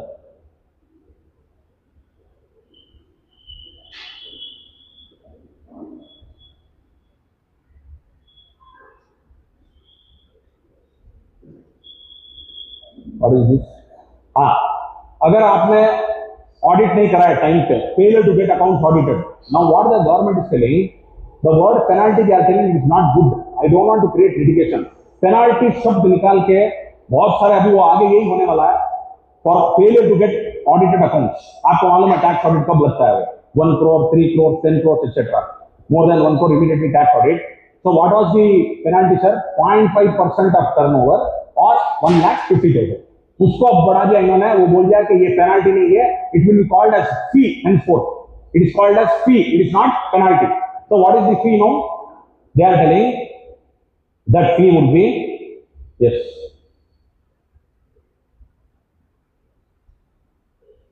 50,000 for delay up to 1 month, and beyond 50,000 it would become 75,000 delay for which failure continues, sum of 1,50,000 thereafter. So now they are telling I am not levying penalty. So what will you levy? I will levy fee, sir. So what fee, sir? Up to 1 month of delay, beyond 1 month of delay. So 1,50,000 earlier it was maximum 0.5%, 1,50,000. Now it is 75,000 and 1,50,000. Similarly for transfer pricing audit report, उसका भी उसने up to 1 month delay, beyond 1 month delay, 50,000, 1,00,000 rupees. उसका भी उसने change कर दिया. 50,000 for delay up to 1 month and beyond 1 month it is 1,00,000 rupees. So it is no more penalty, sir. It is called as fee. Move forward, sir. ये एक अच्छा कर दिया इन्होंने, अंडर रिपोर्टिंग और मिस रिपोर्टिंग. जैसे कि आप लोग सब जानते हैं what is under reporting and miss reporting of income. Under reporting of income कितना पेनाल्टी था sir? 50%. whereas miss reporting 200% of the tax ought to be evaded. So suggestions went to finance minister, the representation. Sir, misreporting are not giving immunity at all. अगर under reporting of income है तो 50% आप लोग tax, हम लोग tax भर देते हैं within 1 month, and then I waive the right of filing appeal also, you waive the penalty. Now for misreporting also, now they are telling I will give you immunity, provided what? Misreporting 120% you pay the tax. Pay the tax plus 120% you pay this penalty. Misreporting is also, there is no question, immunity from misreporting. Similarly, your under-reporting, that is your 100% of tax. So for misreporting, it is also now 120% of you pay the tax, and then you will get immunity from misreporting also. No penalty. That is also one more very good amendment. So now one more most important amendment is what? Next year onwards, your assessment order and penalty will be in one order only. They are telling penalty, both are litigation order. I will take penalty and assessment, everything will be in one order only. Henceforth, I will do penalty and assessment one order, but I will not levy penalty.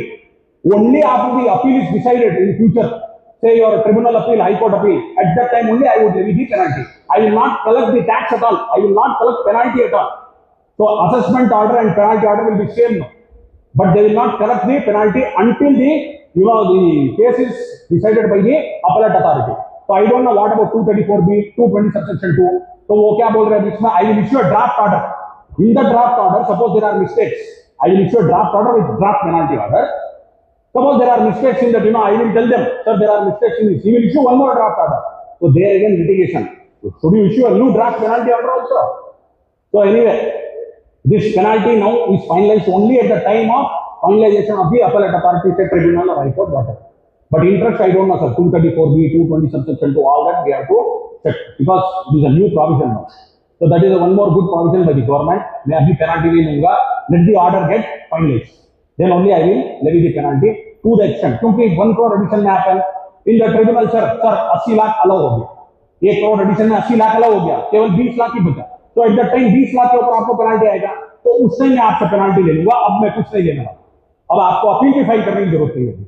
For penalty only, penalty and assessment. Anyway, you will be filing the appeal. Now, one more good thing has happened, sir. Any order which is subject matter of appeal, earlier you should pay 20%. 20% you used to make you pay tax. Now they are telling deposit only 10%. That 20% board circular, what was their law? 20% not required. Only 10% you may pay. So that is again one more welcome amendment. Sir, what has happened? I will tell you litigation. 6 lakh cases in appeal today. CIT appeal faceless. What is the section? Why it is pending? There is a section 250 subsection 6A in the Old Income Tax Act 1961 which says the CIT appeals may where it is possible. See the language. आप language देखिए. The CIT appeals may where it is possible take up the case for hearing. Take up the case for hearing and pass an order within 1 year from the end of financial year in which appeal is filed. So the statement, the section itself says may take up the case. So it is not shall. I represented before the select committee when they came to Taj West and all 32 MPs. They told very good suggestions. दो suggestion मैंने दिया. Sir, ये appeal pending है 10 साल, 15 साल, 20 साल तक pending है. Businessman का capital block है. वो payment करके बैठा हुआ है रोज टेंशन में. So what do you want, Naveen करते? You want that period to be reduced or increased, sir? I don't want 1 year from the end of financial year. It is hell for me, sir. What to do? That may is there. CIT appeals may. You make it shall. He has to take up the case for hearing within 1 year from the end of financial. You have to pass. You dismiss the law. I go to tribunal at least. You are sitting there only from 8 years, 10 years. Case itself is not moving forward. They told very good suggestions, sir, but we cannot take it on, sir. Same thing. I told one more suggestion. I told them in India, sir, you don't take tax 1 rupee from all persons who become 75 years and above, unless they are active, they are in business. 75-year-old person, I told them, don't collect any tax in India. Anyway, I am not giving you any benefit. Let them, you don't collect any tax from him unless he is active. If the proprietor is carrying on business, you take tax. He is having some, some mutual fund income, some dividend income from all his savings, etc., some rental income, etc., etc. Don't collect tax. These are all mere suggestions which were given and they also appreciate. We also feel photos happy. Finish. to extend. Moving forward, sir. Now, so this is the now penalty. Suppose you are declaring on your own, department catches you. So the old 115 dB, 50% department will catch you. 68, 69, 69, ABCD. Why this is important, sir? Understand. Suppose there is a businessman. The jewelry shop, silver now उसको 50 kilo bar मिल गया उसकी दुकान में. 50 kg bar he has found silver bullion. In the book there are 20 kg bullion. Books में 20 kg है, मेरे को कितना मिल गया 50 kilo. So what has happened, sir? 30 kg difference है bullion. So department tell Mr. you pay tax on 30 kg undisclosed, unexplained investment. 69 I will foist on you. और 1 करोड़ आपको bank में आया 1 करोड़ कहां से आया करके 1 करोड़ आया लोन मेरे को संजय को श्रवण को आया 1 करोड़ लोन संजय से बुक्स में. So you are not able to explain this 1 crore or you deposited cash 1 crore.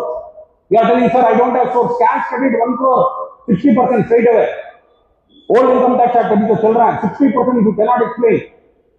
Don't think, my dear friends, today if they come for such only income tax act, I told you बेनामी act. I am telling you बेनामी act. ये पैसा तुम्हारा नहीं है, किसका है? बेनामी act. Suppose how the law works now. Sanjay has taken loan from Shravan. Shravan in turn took loan from Naveen. Naveen in turn took loan from your Rai Suniji. So 4 people are involved. Sir, they can fight even Benami Act in search now. Benami Act can come, PMLA Act can come, Prevention of Money Laundering Act, search man. Everybody are ready. What will happen in Benami Act? Property will be seized without any payment. And how much penalty? 125%. Even if I sell the property, I can't pay that much. 125% of the guidance value in Benami Act. So 60%. What was the amendment, sir? Because of demonetization. Otherwise, what I would have done at that time? Sir, 1 crore black money है, डाल दो bank में, 30% tax दे दो government को, free हो जाओ. Plus surcharges. So Modi ji came to know that. So next month itself in 16, he made the amendment applicable from 1st April 16. It came in November 16, applicable from 1st April 16. Otherwise, demonetization would have been failure. Pre-demonetization in India, sir, 1947, Sardar Vallabhbhai Patel, 1977, Morarji Desai, 2016, Narendra Damodar Das Modi, all three from Gujarat. No, anyway, so 60%, sir. So income tax act, that new income tax act 60 has become 30 now. Old you see, 60% penalty for underreporting, misreporting, 50% underreporting, there is immunity, 200% is misreporting. 200% of the tax ought to be evaded. 1 crore tax है तो 2 crore penalty भरना पड़ेगा misreporting. Then 270 penalty only 10%. Now 270 no immunity, there was misreporting earlier. Now in this budget there is amendment. Scope of immunity extended to penalty proceedings for underreporting in consequence of misreporting. Misreporting को भी अभी आपको है immunity provided what? You pay 100% of tax payable. That's all.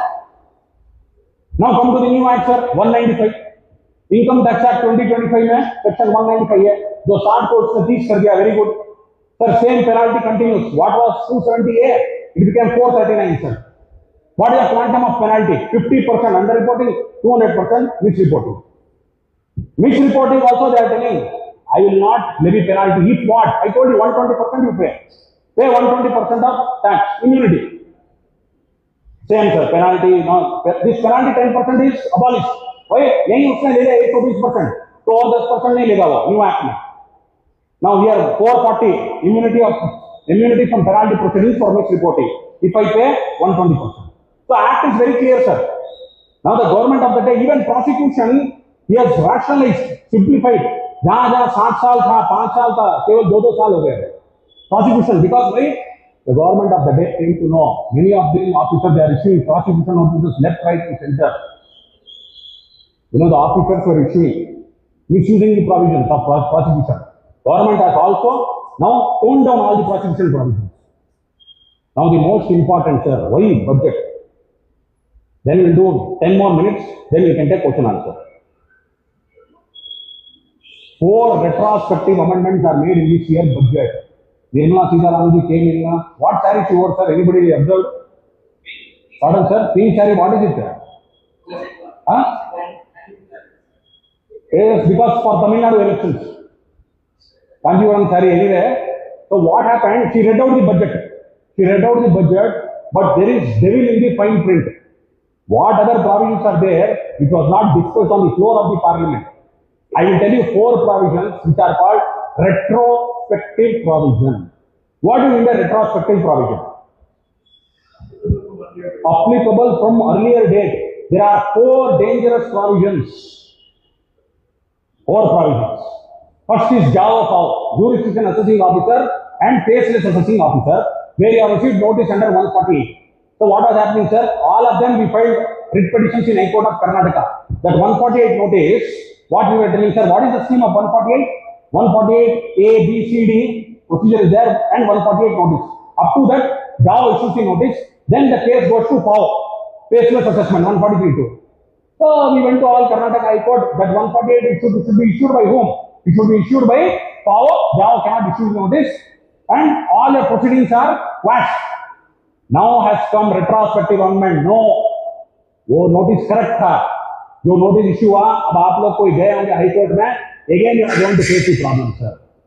That has retrospective amendment from 1st of April 21, JAO is from, again retrospective amendment, sir. Whatever you have received orders, you went to high court, it is quashed, again it becomes alive, sir, JAO. That is why my senior has always told, you argue always on merits. Don't argue only on technical skills. Only on technical issues, don't argue. Keep the merits also strong. So this is one unfortunate problem, sir. I don't know, but the government of the day has told no, JAO. In fact, if you see Justice B.V. Nagaratna and Justice Bhavan in the parliament, first time in the history of judiciary, finance bill, this provision has come in finance bill, it is not finance act. Immediately Supreme Court has told, ले जाओ 1000 cases, go to High Court. Immediately they have set aside the cases to High Court. Only a finance bill, it has not become an act. These cases are pending in Supreme Court, out. So gone, sir. Second is DIN. What is the DIN? What do you mean by DIN, sir? Document Identification Number. Sir, what was happening? What is the issue of DIN? DIN क्या है? So income tax officer कानून वो issue करता है. He issues, he services notice, summons, letter, etc. So what was happening earlier, sir? पुराने जमाने में मोपुचिल areas में गांव में you used to issue all the notices and you should threaten the assessees there. Come for settlement, come for he used to just issue the notice, then बात करके notice withdraw कर लेते. So now what the finance minister told in 19, nothing doing. Every notice, every summons, every letter will now carry a DIN, document identification number, computer generated. You have to code that. अगर आपने एक आदमी का 10 notice issue किया तो 10 दिन जाएगा, separate दिन. असेसमेंट ऑर्डर में हर पेज पे दिन, नोटिस पे हर पेज पे दिन, लेटर पे हर पेज पे दिन, different दिन, so that you know authenticity. Finance minister is on record if you say, if any notice, summons or letter has no DIN, throw it into the waste paper basket. I am not telling, sir, finance minister has told. Ajay Bhushan Pandey, you see, it is tweet is there. Then board circular had come, 36/19. Without DIN, it is invalid करके. Now they are telling, no, sir. Even though there is no DIN, there is error in the DIN, omission of DIN, etc. If anywhere the assessment order or the notice of letter is referenced by a DIN, it is valid notice. So all that which was invalid has now become valid. All Supreme Court judgments or High Court judgments, one stroke of pen, disqualified. All thrown out. Throw it out of the window. So this again, from when? This retrospective amendment from April 19 again, finished. So all the days you have passed, you have won the cases in High Court. Everything has become alive, sir. From April 19 again. So JAO, DIN. Again for DRP, etc. DRP and your transfer pricing officer.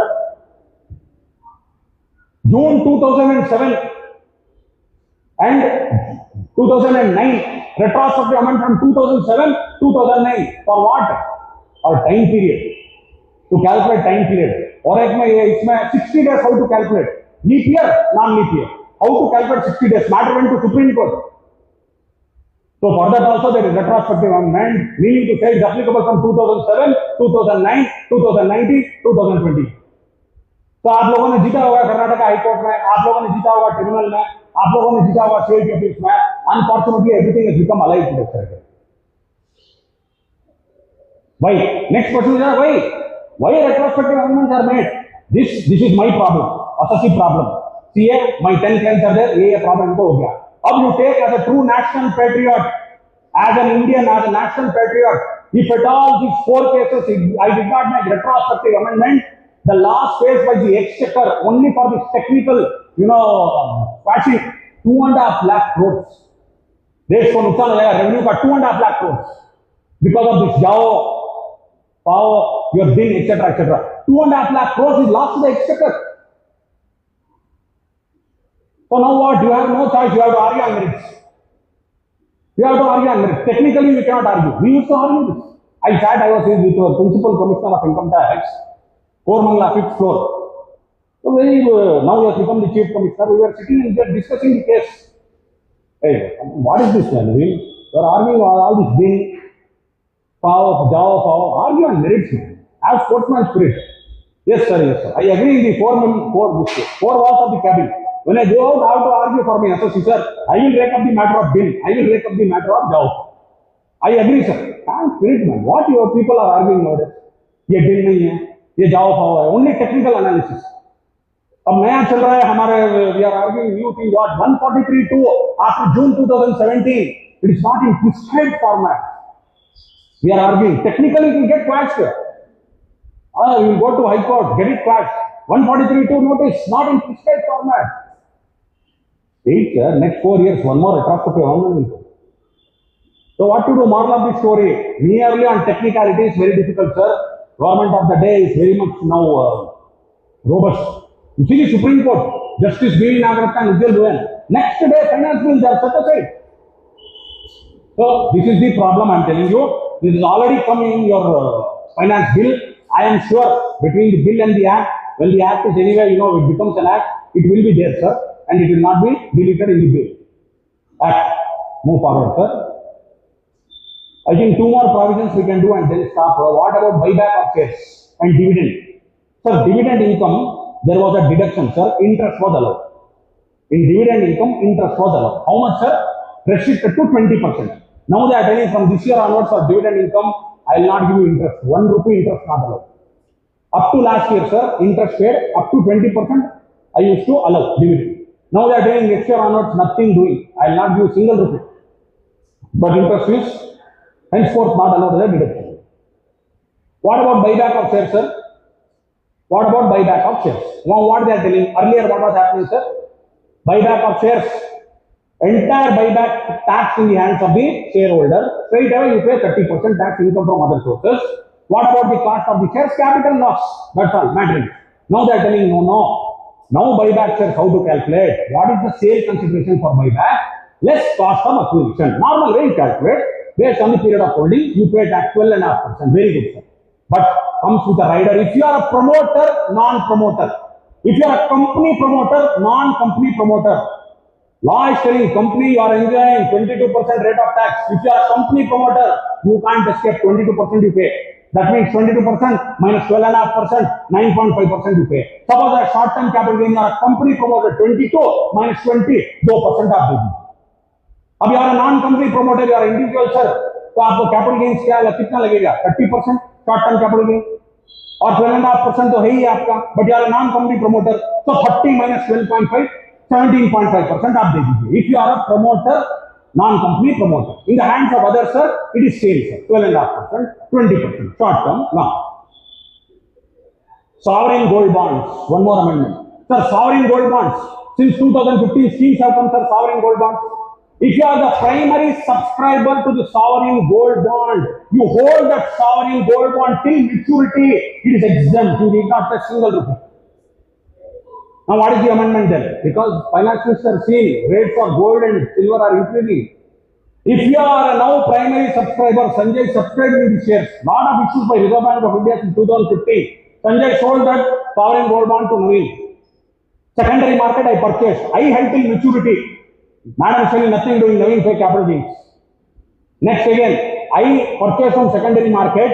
I sold before maturity, nothing doing, no exemption, pay tax. I purchased from secondary market. I held till maturity also. Nothing doing, pay capital gains. Moral of the story, if you are the primary subscriber to sovereign gold bond 2015, You hold it till maturity, till redemption of the bond, entire capital gain would be exempt. In all other cases, it is taxable. This is sovereign gold bond amendment. Let me see if anything else is left out which is relevant.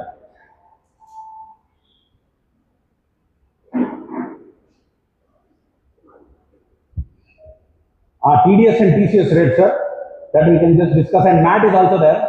MAT is simple provision. TDS rates, we will just see TDS and TCS rates.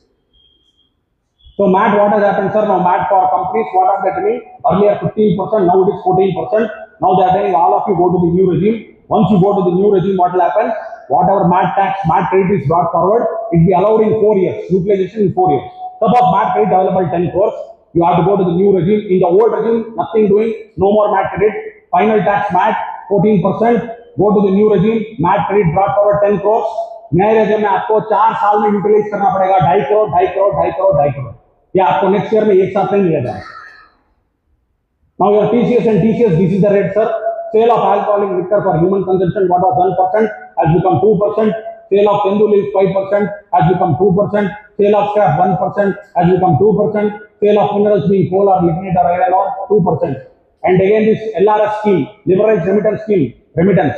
Earlier, sir, 5% for education or medical treatment, 20% for other than education or medical treatment. Sir, now amendment, what was 5% has become 2%. Sir, अगर आप education और medical treatment के लिए पैसा भेज रहे हैं abroad 2%, 20% for other than education medical treatment.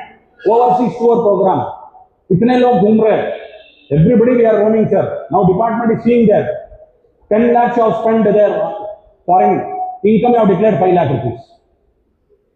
That is the reason it takes up for scrutiny now. So 5% is there, has become 2%. What is 20% for amount or exceeding 10 lakh rupees? It is 20%. It is only 2% now. So for this again, welcome amendment, sir, only 2%. Now, yes, sir. Almost we have finished.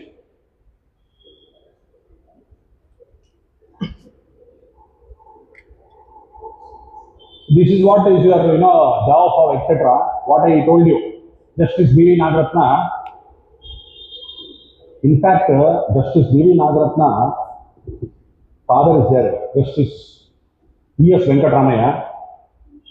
So, my grandfather was there, late Mohanlalji, and Justice E.S. Venkatramaya was his client in those days. So, Justice B.V. Nagaratna, we wanted to invite her for our seminar at our institute. So what is that seminar? It was at Palace Grounds, state level seminar. So at that time, my Madam Chairman told, why don't you get Justice B? I request her to be the chairman. I mean, your request her to address or to be the chief guest for our conference. I went there. In your, Seshadripuram. So we went there, just met her. Then she told, those days, Justice E.S. Venkatramaya was there, Naveen, and grandfather used to come, they used to sit here, discuss there. And he was the chairman of Bharati Vidya Bhavan, my grandfather at the time was the vice chairman. So he was the chief justice. Now madam will become the chief justice before retirement. Only father and daughter pair who have become chief justice of the Supreme Court. So what she was telling, everybody knows me, nobody will call me, nobody will meet me, they know my mentality. I don't have any electricity bill, no phone bill, nobody comes here. They all know I'm crystal clean. And I don't have any property for rent also. This is the only house. That too my father built. That too outside name, my daughter's name is there. She is practicing them. So she was the one who gave judgment even on that HC Khincha Co 90,000 cases. She is telling, I am thinking from you are doing micro-analysis for your client. Why I am telling? I have to do macro-analysis for my country as a whole. 90,000 notices, if I were not to do that 148, what is the last to exchequer to my country? Technically, you want to quash everything. So these are her thoughts as a Chief Justice. Anyway, so this is done, sir. Java Power remits back to High Court. 3rd February itself it has come, sir. Surprising turn of events, etc., etc. Dispose of a batch of Java Power by asking parties to approach the High Court. This order comes even as another batch of 1,000 cases pertaining to the issues pending before CBI led bench, which has listed them on February 17th. So this is the Now again, assessments not to be invalid on ground of any mistake, defect or omission on account of computer generated deal if such assessment is referenced by computer generated deal in any manner. Very important. Lot of high court judgment across India, board circular, everything in my favor. Lot of cases I quoted, sir. We won all the cases. Now please see, assessments not to be invalid on the ground of any mistake, defect, omission on account of bill if such assessment is referenced by computer generated bill in any manner matters. So everything has become alive with one stroke of amendment. Move forward, sir. This is the time limit 144C, etc. I told you DRP and transfer pricing officer, etc. Don't want to confuse further. Yes, sir. Sir, this one foolish provision, what I tell you, foolish provision was there in Income Tax Act 61. It also comes into the Income Tax Act 2023. What is that foolish provision? For example, there is brigade group or prestige group or some other group, brigade group. You have got 1000 flats. You constructed 1000 flats. You got your completion certificate. You are able to sell some 600 flats.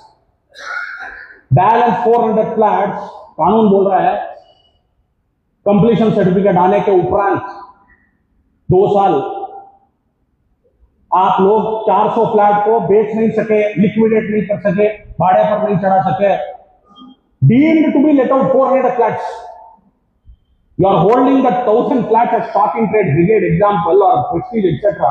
or Vaishnavi group etc. 1000 flats, 600 flats I could sell. The foolish provision says 400 flats I am not able to sell. Therefore, you pay tax. What is my stock in trade? Pay tax on what? On deemed rent from 400 flats under their income from house property. तो 400 flat मेरा पड़ा है ऐसे ही माल stock में, मेरे को 1 रुपए भाड़ा नहीं आया. कानून बोल रहा है कि आपको 2 साल का टाइम देता हूं, आप बेच दो. Very good sir. Earlier it was 1 year only. So we went and begged before the finance ministry, madam, 1000 flats, how can you sell, madam? CC. After CC, within 2 years, 1 year, you take 1 more year. Earlier finance minister Arun Jaitley साहब थे, अब madam है, no problem. 1 और साल बढ़ाता हूं, तो 2 साल में आपको पूरा माल बेचना है, नहीं तो जो बचा हुआ माल जो स्टॉक इन ट्रेड में है, जो बिजनेस इनकम है, उसके ऊपर डीम्ड रेंट लगा दो, नोशनल रेंट लगा दो and tax it under that income from house property. So my good friend Sanjay Khatil को, ये तो बहुत बढ़िया प्रोविजन है ना. 30% रिपेयर्स और कलेक्शन में मिल जाएगा आपको हाउस प्रॉपर्टी में. सर बाकी 70% पे तो टैक्स देना पड़ेगा. So this foolish provision which is there in the Income Tax Act 61 has also come in 2025. Why? Because I am telling you, sir, because new Income Tax Act, they wanted to always sell real income, not notional income. So there are wonderful amendments made, but I don't agree with this amendment. Wonderful amendments made in the act. मेरे को 1 रुपया मिला नहीं. I don't receive single rupee, sir, and you are telling me to pay tax. किसी के 5 flat होंगे, किसी के 10 फ्लैट होंगे, और बिल्डर एक्सेट्रा. ये कानून है. Don't go and educate the officer. Hey, this कानून is, don't show your knowledge there in front of the officer. Just to tell you, sir, this is a provision है. It was there in the Income Tax Act 61. It has come back in 2025. So this again you have to take representation. Because Income Tax Act 25 is telling only on real income, not notional income. Anyway, this provision is there. And one more confusion was there, sir. 2 lakh रुपए interest on borrowed capital. उसमें ये 1/5 pre construction interest आता है नहीं आता है. हम लोग 2 लाख भी क्लेम करते थे, 1/5 भी क्लेम करते थे. अब बोल रहे कुछ नहीं है, वो 1/5 है, 2 लाख सब उसके अंदर ही है. Now it is made clear. Aggregate amount of deduction in the case of self-operated property shall not exceed 2 lakhs, where property is acquired or constructed with borrowed capital. Ceiling of 2 lakh rupees has not included deduction of prior period interest payable. Now they are telling all gone. I am amending 22(2) so as to provide that aggregate amount of deduction for interest on borrowed capital shall be inclusive of prior period interest payable. They want to reduce litigation. Scope of litigation is reduced.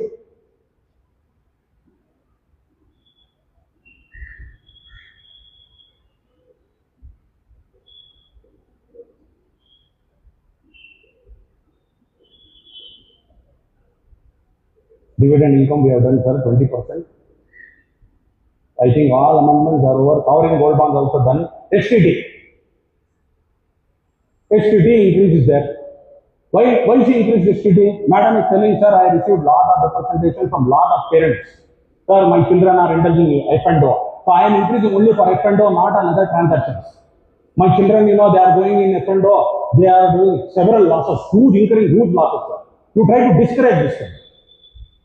So she's saying, okay, some increasing STT rates only for future and option, not for other transactions in stock exchange. Present 0.05 STT on futures to 0.05% from 0.02%. STT on option premium and exercise options are both proposed to be raised to 0.15% from present rate of 0.1% and 0.0125% respectively. So this is what? This is because of. So my good friend, we are going through the budget. My good friend Lalit Surana is telling, what is this? You have increased STT on future and option. Why did you increase on commodities? This is also like, this is worse than future and option. So I told, why you are giving ideas, sir? Don't put ideas in, don't put ideas or don't put words in mouth of flat now already. Move forward, sir. Buyback also we finished. Buyback of shares. So this is the, taxability for buyback of shares. Yes, sir. So almost whatever is important, we have tried to cover all the provisions. This is a typical budget. There is amendments in Old Income Tax Act 61, amendments in New Income Tax Act 2025 also. Thank you very much for tolerating me for our last 1 hour. Thank you so much, sir. It was a pleasure. Now I think we'll move quickly to the Q&A round. Sir is an expert and practicing chartered accountant for income tax. So I request any income tax related queries, कुछ भी हो सकता है, planning, research, आपका कोई business में कोई query आ रहा हो direct tax related, feel free to ask question to sir. आप हाथ उठा सकते हैं and we will just give you the mic. अपना नाम के साथ आप introduce करके question पूछ सकते हैं. I'm Saurabh Toradia. क्वालिफिकेशन से मैं अभी तक अकाउंटेंट जॉब करता हूँ नेटैप में. मेरा एक सिंपल सा क्वेश्चन था, for foreign asset disclosure usually RSUs में there is a column which says highest rate during the year. So usually do you want, is the SSC expected to track the highest rate? For example, I get shares of my company, it gets vested, 30% is deducted, then I disclose it. So now should I see in Google which is the highest rate in the last 10 months or 12 months and then tell this was the highest rate of the asset? Or is it okay if I just share my purchase value of the asset? No, sir, what you asked very relevant, pertinent question, but rules are yet to come out. On this, what is the prescribed rules will come out. They are under preparation. So as you told, this is one of the mode. This is one of the ways to value the RSU or the ESOPs. So we will not make a guess as it is, whether it is based on what he has told. That is one of the ways, no doubt about it. But I will not take a guess because the scheme is not out in public domain. In general ITR also? In general ITR, this is the way, what you have told. That is exactly you have to put it. Sir, I am not worried about, incorrect disclosure. As long as you disclose now, even if this, some error is there, you will be saved. You make mistake in the value, no problem. But haven't I disclosed the asset? There is some basis. Basis may not be correct, but disclosure is there. So at tribunal level, I can win the case for you. Sir, I have disclosed the foreign asset. Although there may be, for valuation, there may be a mistake. But disclosure, there is no mistake. Any other question, sir? Hello, my name is Sanjay Kumar. Yes, sir. अपने foreign property के बारे में unlisted property के बारे में आपने बताया कि आपने 1 लाख करोड़, तो आपका पूरा केस क्लियर हो जाएगा. तो what is that? We have a property outside of property we are not disclose. अगर आप एक बार पेनल्टी बनने से उसका रजिस्ट्री है. Sir, very important question. Please understand what is he telling. He is telling I have got immovable property abroad. And I will take an example that is less than 5 crores. When I told you it should be less than 5 crores. Now that he is telling I have not disclosed in the return of income in India.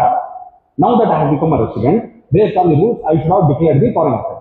So what is the law telling regarding foreign undisclosed asset? They are telling, my dear friend, when you are a non-resident, you would have purchased that asset. Suppose you are in New York at the time, you would have purchased that asset. Out of your foreign sourced income is already taxed there. And you also have a source there. So that income is already taxed, don't worry. You can declare that asset in India today provided it is less than 5 crores. And then you can pay 1 lakh rupees and come out of the scheme. I mean, use the scheme so that there is no prosecution, no penalty. But careful, my dear friends, it should be when you are non-resident, you had purchased that asset out of known sources, proved sources, and income was also taxed. The source of income was already taxed, and you are a non-resident there. Now, when you become a resident, and now you are declaring this undisclosed foreign asset in the scheme, it should be less than 5 crores. So that valuation rule should also come out. Whether it is guideline value, whether it is the cost, whether it is the fair market value, we don't know. The guideline rules will come out. The source? Source. It should be source. It should be source, duly source. Okay. What if the value is more than 5 crores? Sir, for value of more than 5 crores, unfortunately, there is no limit. You cannot come under the scheme. You will have to pay penalty. Yes, sir. Sir, I am Mahabir Chopra. Yes, sir. I had one question. Can a HUF give gift to its co-partner and will it be exempt? That's a very good question, sir. There is a HUF and HUF wants to give gift. HUF is giving gift to one of its co-partners. So co-partners is a member having right to partition. Who is a member of HUF? Who is a co-partner of HUF? What is the difference? Co-partner has a right to partition. Member does not have the right to partition. So if you are a co-partner, HUF is giving gift. HUF is receiving gift from any member of HUF or member is receiving from HUF. HUF cannot give gift to member. So if member is giving gift from HUF, that means there is a partial partition which is not recognized in law. Whereas HUF can receive gift from any member of HUF. There are some case laws. There are some case laws for it up to tribunal. That's all. Relative. It falls within the definition of relative. Actually, it is not relative, but because of some tribunal judgments, I am telling you. But if HUF gives gifts, it amounts to partition. It is a partial partition which is not recognized in law from 1971. Partial partition not recognized in law from November 1971. Yes, sir. Any other question? Yes. Hi, my name is Kailash Jain. I'm a practicing IT project manager. You spoke about notional rent in the hands of the developer Yes, for the property, right? Now, the quantum of that notional rent, can that be defined from anything? Sir, it is prevailing in the fair market value. It is the rent prevailing in your area. For example, at Vijayanagar area, you have some 10 flats. So, based on your municipal valuation, municipal valuation, or based on the annual value, section 22 talks about annual value, or based on the municipal valuation, or the rent prevailing in the vicinity, similar dimension, similar square feet, etc., that would become a matter of notional rent. Any other questions, sir? And We have received one question, sir, during registration. yeah. So the Online also, if there are registration questions, online also I would like to take those people who are viewing on YouTube also. how to start finance or start learning taxation process if I am from a non-commerce background. Non-commerce background, how to start learning taxation. So now for this what you have to do, the problem is you are from a non-commerce background first. Okay. Now you want to learn tax. If you go to the portal, my dear friends, just to go to the portal, don't touch anything anywhere. Go to the portal, it is so robust and it will explain to you everything. You go and see the Income Tax Act also. Now for example, section 2 talks only about definitions. 2 and that alphabetical search, A, B, C, D. Definition goes like this. So in the earlier Income Tax Act, tax was defined in 2 within bracket 43 of the Act, tax is income tax. Definition of child is defined in 2 within bracket 15B of the Income Tax Act. Child in relation to an individual includes a stepchild and like this, it is given. Example I am giving you. What is profession? 2 within bracket 36, profession includes vocation. Example, what is your person? 2 within bracket 31, person includes, inclusive, exhaustive. So if at all from non-commerce background, what is my humble opinion? Don't go to the act. You will get confused. Straight away go to the portal, log in, and there you see there are many tax-friendly tools there. It will explain to you what is Income Tax Act. You know what is income tax, and then it will also explain all the provisions. So start from the portal itself. There's one more question. What is the budget impact on silver, gold, and what is the difference that it will cause while buying the jewelry? through online ETF. What are the applicable Sir, ETF, don't worry, I got it. ETF is all capital gains only, sir. Based on period of holding 1 year, more than 1 year, etc., etc., 12.5%, etc. But silver and gold, if you sell now, so you know the capital gains. Silver utensils for worship, there are some case laws. Silver vessels, etc., they are exempt. You know, based on the earlier case laws. And even under the Wealth Tax Act, for example, you know, under the Wealth Tax Act 1957, wealth tax was prevalent up to 30th of June 2015. Thereafter, Wealth Tax Act was abolished. So whatever gold and silver are declared in a Wealth Tax Act, now you know that also you can, even though the value is not there, but you have paid wealth tax there. Earlier wealth tax provision more than 30 lakhs, 1% wealth tax. And then you know, one commercial property, all commercial properties are out of wealth tax. 500 square meters site out of wealth tax, etc., etc. Whatever declared in wealth tax also, suppose you are going to sell today, you are going to tell I want to sell today, then you can take, you know, the fair market value itself. Don't worry about it. And then, you know, capital gains. So capital gains is based on period of holding. Earlier it was 1 year, 2 years, 3 years, etc. Everything now rationalized. Everything rationalized. Rate is brought down to just 12.5%. For 12.5%, I can pay the tax, and then, you know, I can clear the dues, long term and short term, based on the period of holding. Yes, sir. So one question I have for salaried individual. Salaried individual, yeah. In the new tax regime, is there any scope for further tax regime? No, sir. Up to 12,75,000, there is no tax. 75,000, I am adding standard deduction. Standard deduction is available in the new regime. 16 IA, add 75% to 12 lakhs. 12 lakh 75,000. Plus, you know, NPS, etc. And all businessmen, I am telling you, sir, I forgot to tell, new regime also, there is a section called 80JJAA. Suppose you are all carrying on businesses, you are giving salaries. Modi is telling to improve, to give trust to employment in India. New workman, all tax audit cases, apply to all tax audit cases, whether individual, HC, firm, company, etc. If you have employed 5 employees, for example, you can claim 130% of deduction. Suppose you are giving 100 rupees to an employee, new employee, you can claim 130%. 30% extra deduction, 80JJAA section is there. Even in new regime, to give a trust to employment, आप लोगों ने 10 नए employee किया during year, 10 नए लोगों को काम दिया, and you have paid by check only, paid to banking channel, less than 25,000 per month, etc., etc. All these rules and conditions are there. You give 100 rupees salary, 1 crore आपने दिया, new employee workman, and 1 crore 30 lakhs will be allowed. P&L account में debit है केवल 1 crore. STI में आपको 30 lakh extra मिलेगा deduction. So 10 lakh tax will be saving. 80JJAA available in old regime, available in new regime. You have to give an audit report, but you know, subject to the fulfillment of conditions. Yes, sir. Yes, sir. I am not a CA, but as a businessman, I just wanted to ask that if we have won a case on basis of time bar due to the retrospective, whatever the That 4 cases. Yeah. In case we have won it, even after that, we make sure that it is going to reopen again. Yes. Because, you know, there is a retrospective amendment in the statute itself, unfortunate. It's most unfortunate incident. So we may be sure that it is going to be. If your case falls within that 4 amendments of Jao, Pao, Din, etc. Not for all the cases. That is an unfortunate scenario. Because last 10 years, government has kept up its word. I will not do any retrospective amendment. Last one done by Pranab Mukherjee at Vodafone, 2012. Lot of halabulla across India. If I do Vodafone judgment, what the world will look at me? The world will look at me. Kitni pareshani ho rahi hai their companies for India mein. How much they are getting, you know, see the court, kacheri. The world is looking at it. That is the reason. So after Vodafone judgment, government came to me. Last 10 years, by and large, they have not done any retro amendment against the assessment. Why did this now? They had to do this because they are shifting from the old act to the new act. And they wanted to reduce litigation. And this litigation, according to them, is from 7, 9, 21, 19. Otherwise, you know, these things will continue in the High Court.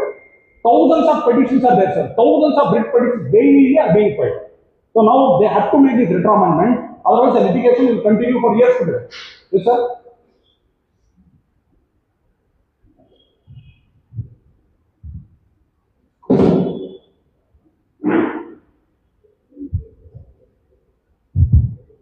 So I want to ask one question. Yeah.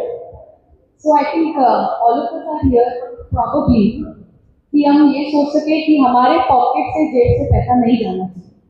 उसके लिए हम क्या कर सकते हैं? I think that's the ultimate objective. तो उसके लिए what I want to ask is that what is that pro tip?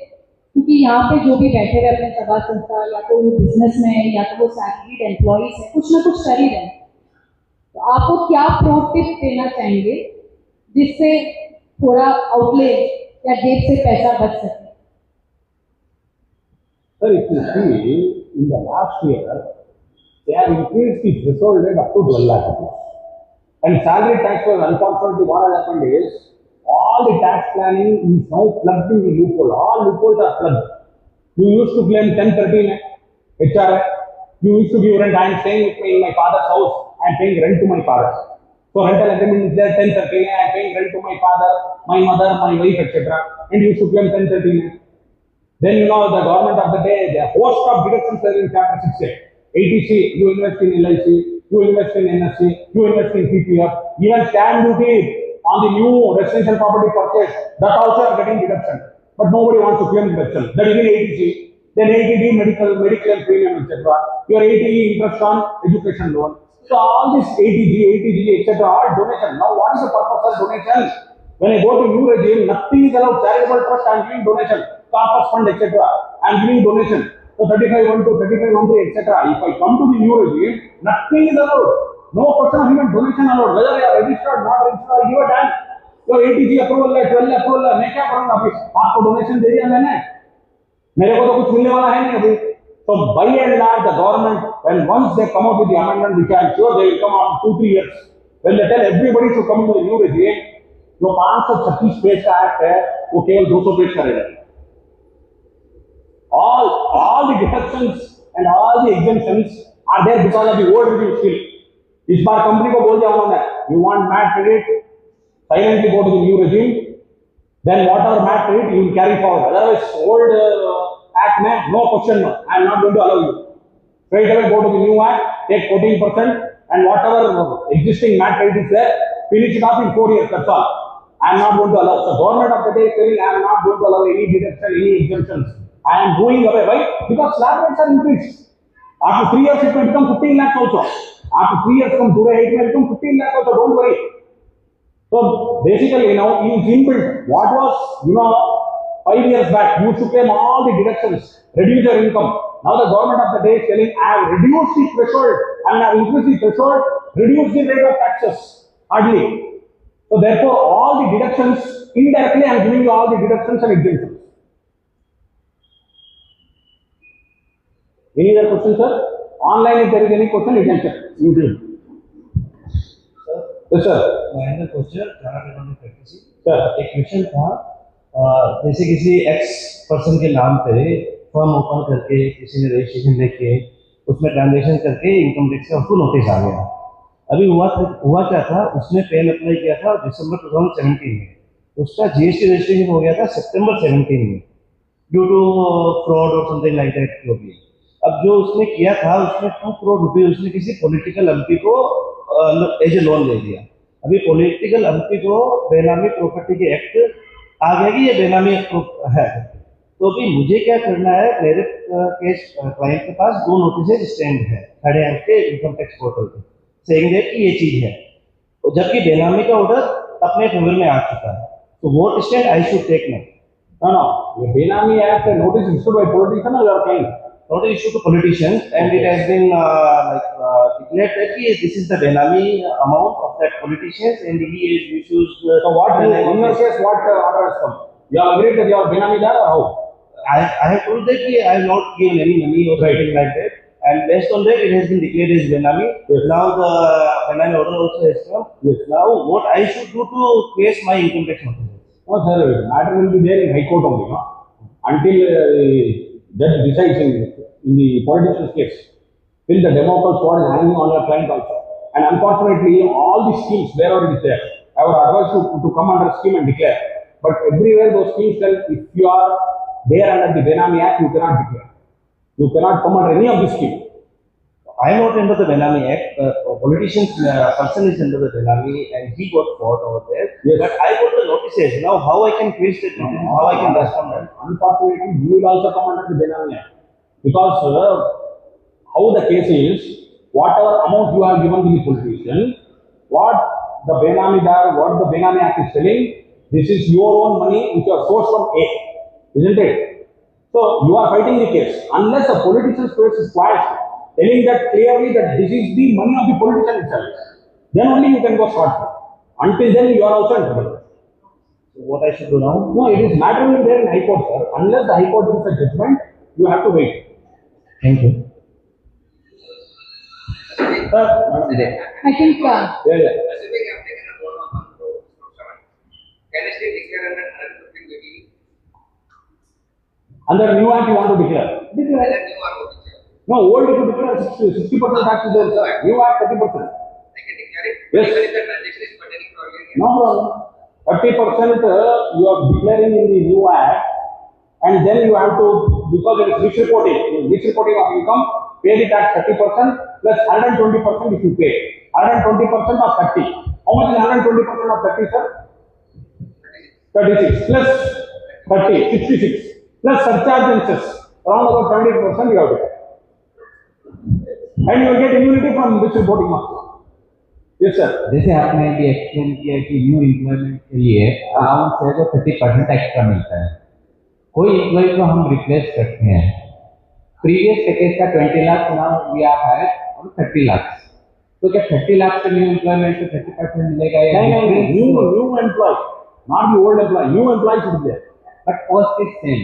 या new employ post is same, no problem, but there are some conditions, sir. They can not be for 30 lakh, some limits are there. It may be only 25,000 per month or something like that. 80 double A, that is there we can discuss. This is only give trust to employment. But use that only for tax audit cases available. It may be individual, HUF, company, everybody is available. Yes, sir. Hello, sir. My question is regarding the 80CC sections regarding the donation to political party. Now, let's take example, someone has made the donation to the political parties and it's a registered political party. And in the same ratio, we have received the receipt as well from the political parties. And in your bank statement also shows the property like the donation is completely through the bank transfer. Okay. So even if someone has received the notice, then how he should act according? No, if you say there are two things. If you want to, if you are sure that it is only a way to evade the tax, then you can come under update return and you can remove the deduction and pay the tax. Not it should be closed.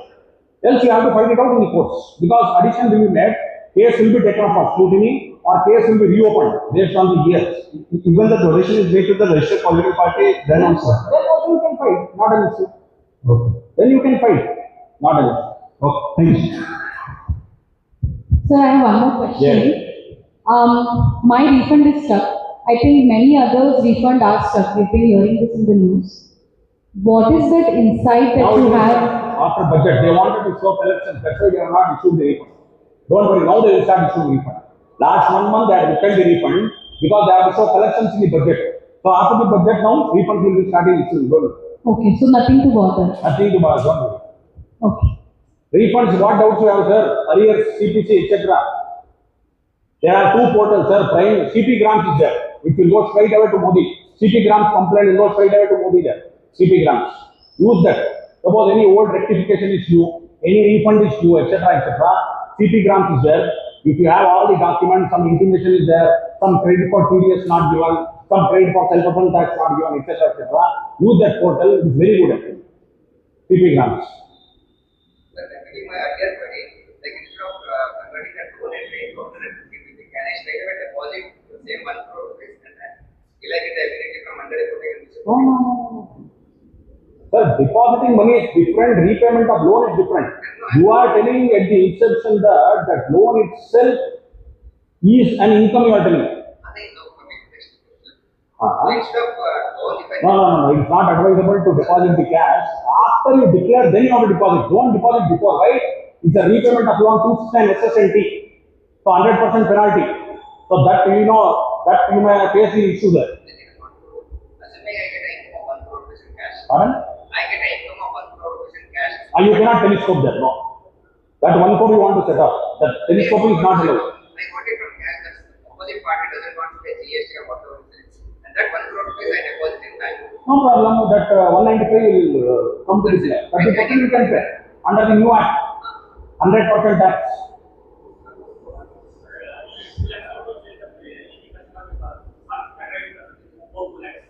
No sir, the act strictly if you go, the 2 lakh rupees per bill only it is.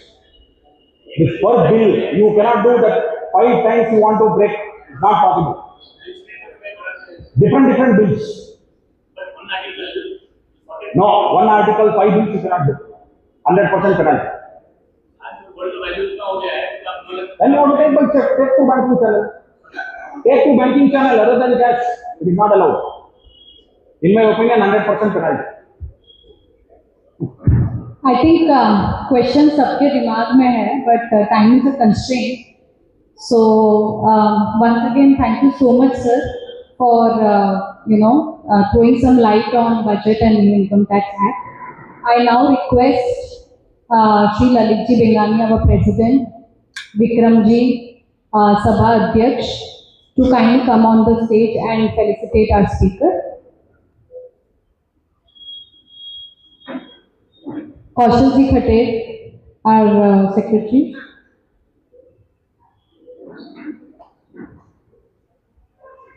Ashokji Chopra.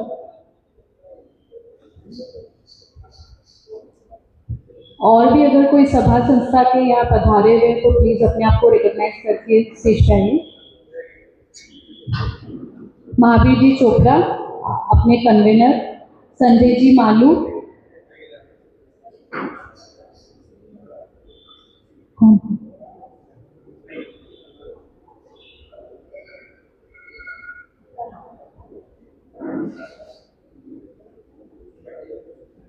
Madan ji Soni, Sanjay ji Malu,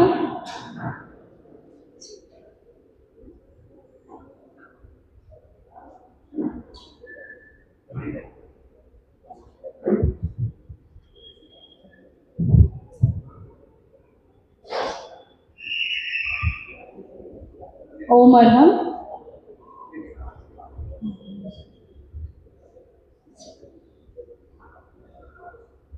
अब मैं request करती हूँ आज के हमारे sponsor Mahavir ji Chopra and family, please आप stage पे आइए।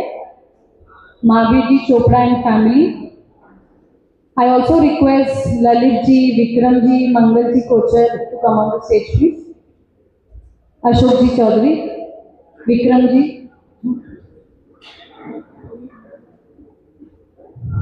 मदन जी सोनिया। टीपीएफ की इंटायर टीम, निहाल जी, सौरभ जी डागा, चिन्मय जी, अपने पूरी डब्ल्यूसी टीम से रिक्वेस्ट करते आगे आए। श्रवण जी, दीपिका जी, अपनी पूरी इंटायर टीपीएफ टीम से रिक्वेस्ट, प्लीज मैं किसी का नाम मिस कर रहा हूँ। श्रेयांशी मालू,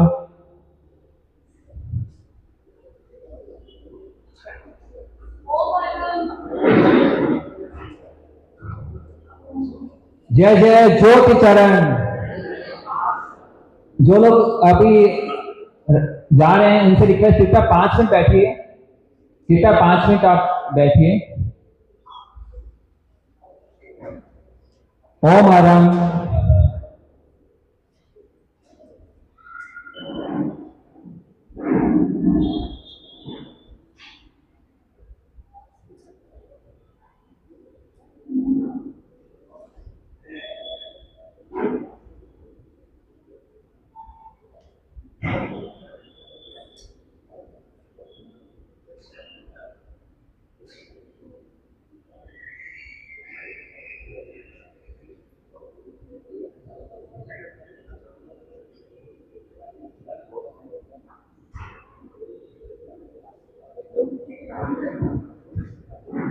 अब मैं रिक्वेस्ट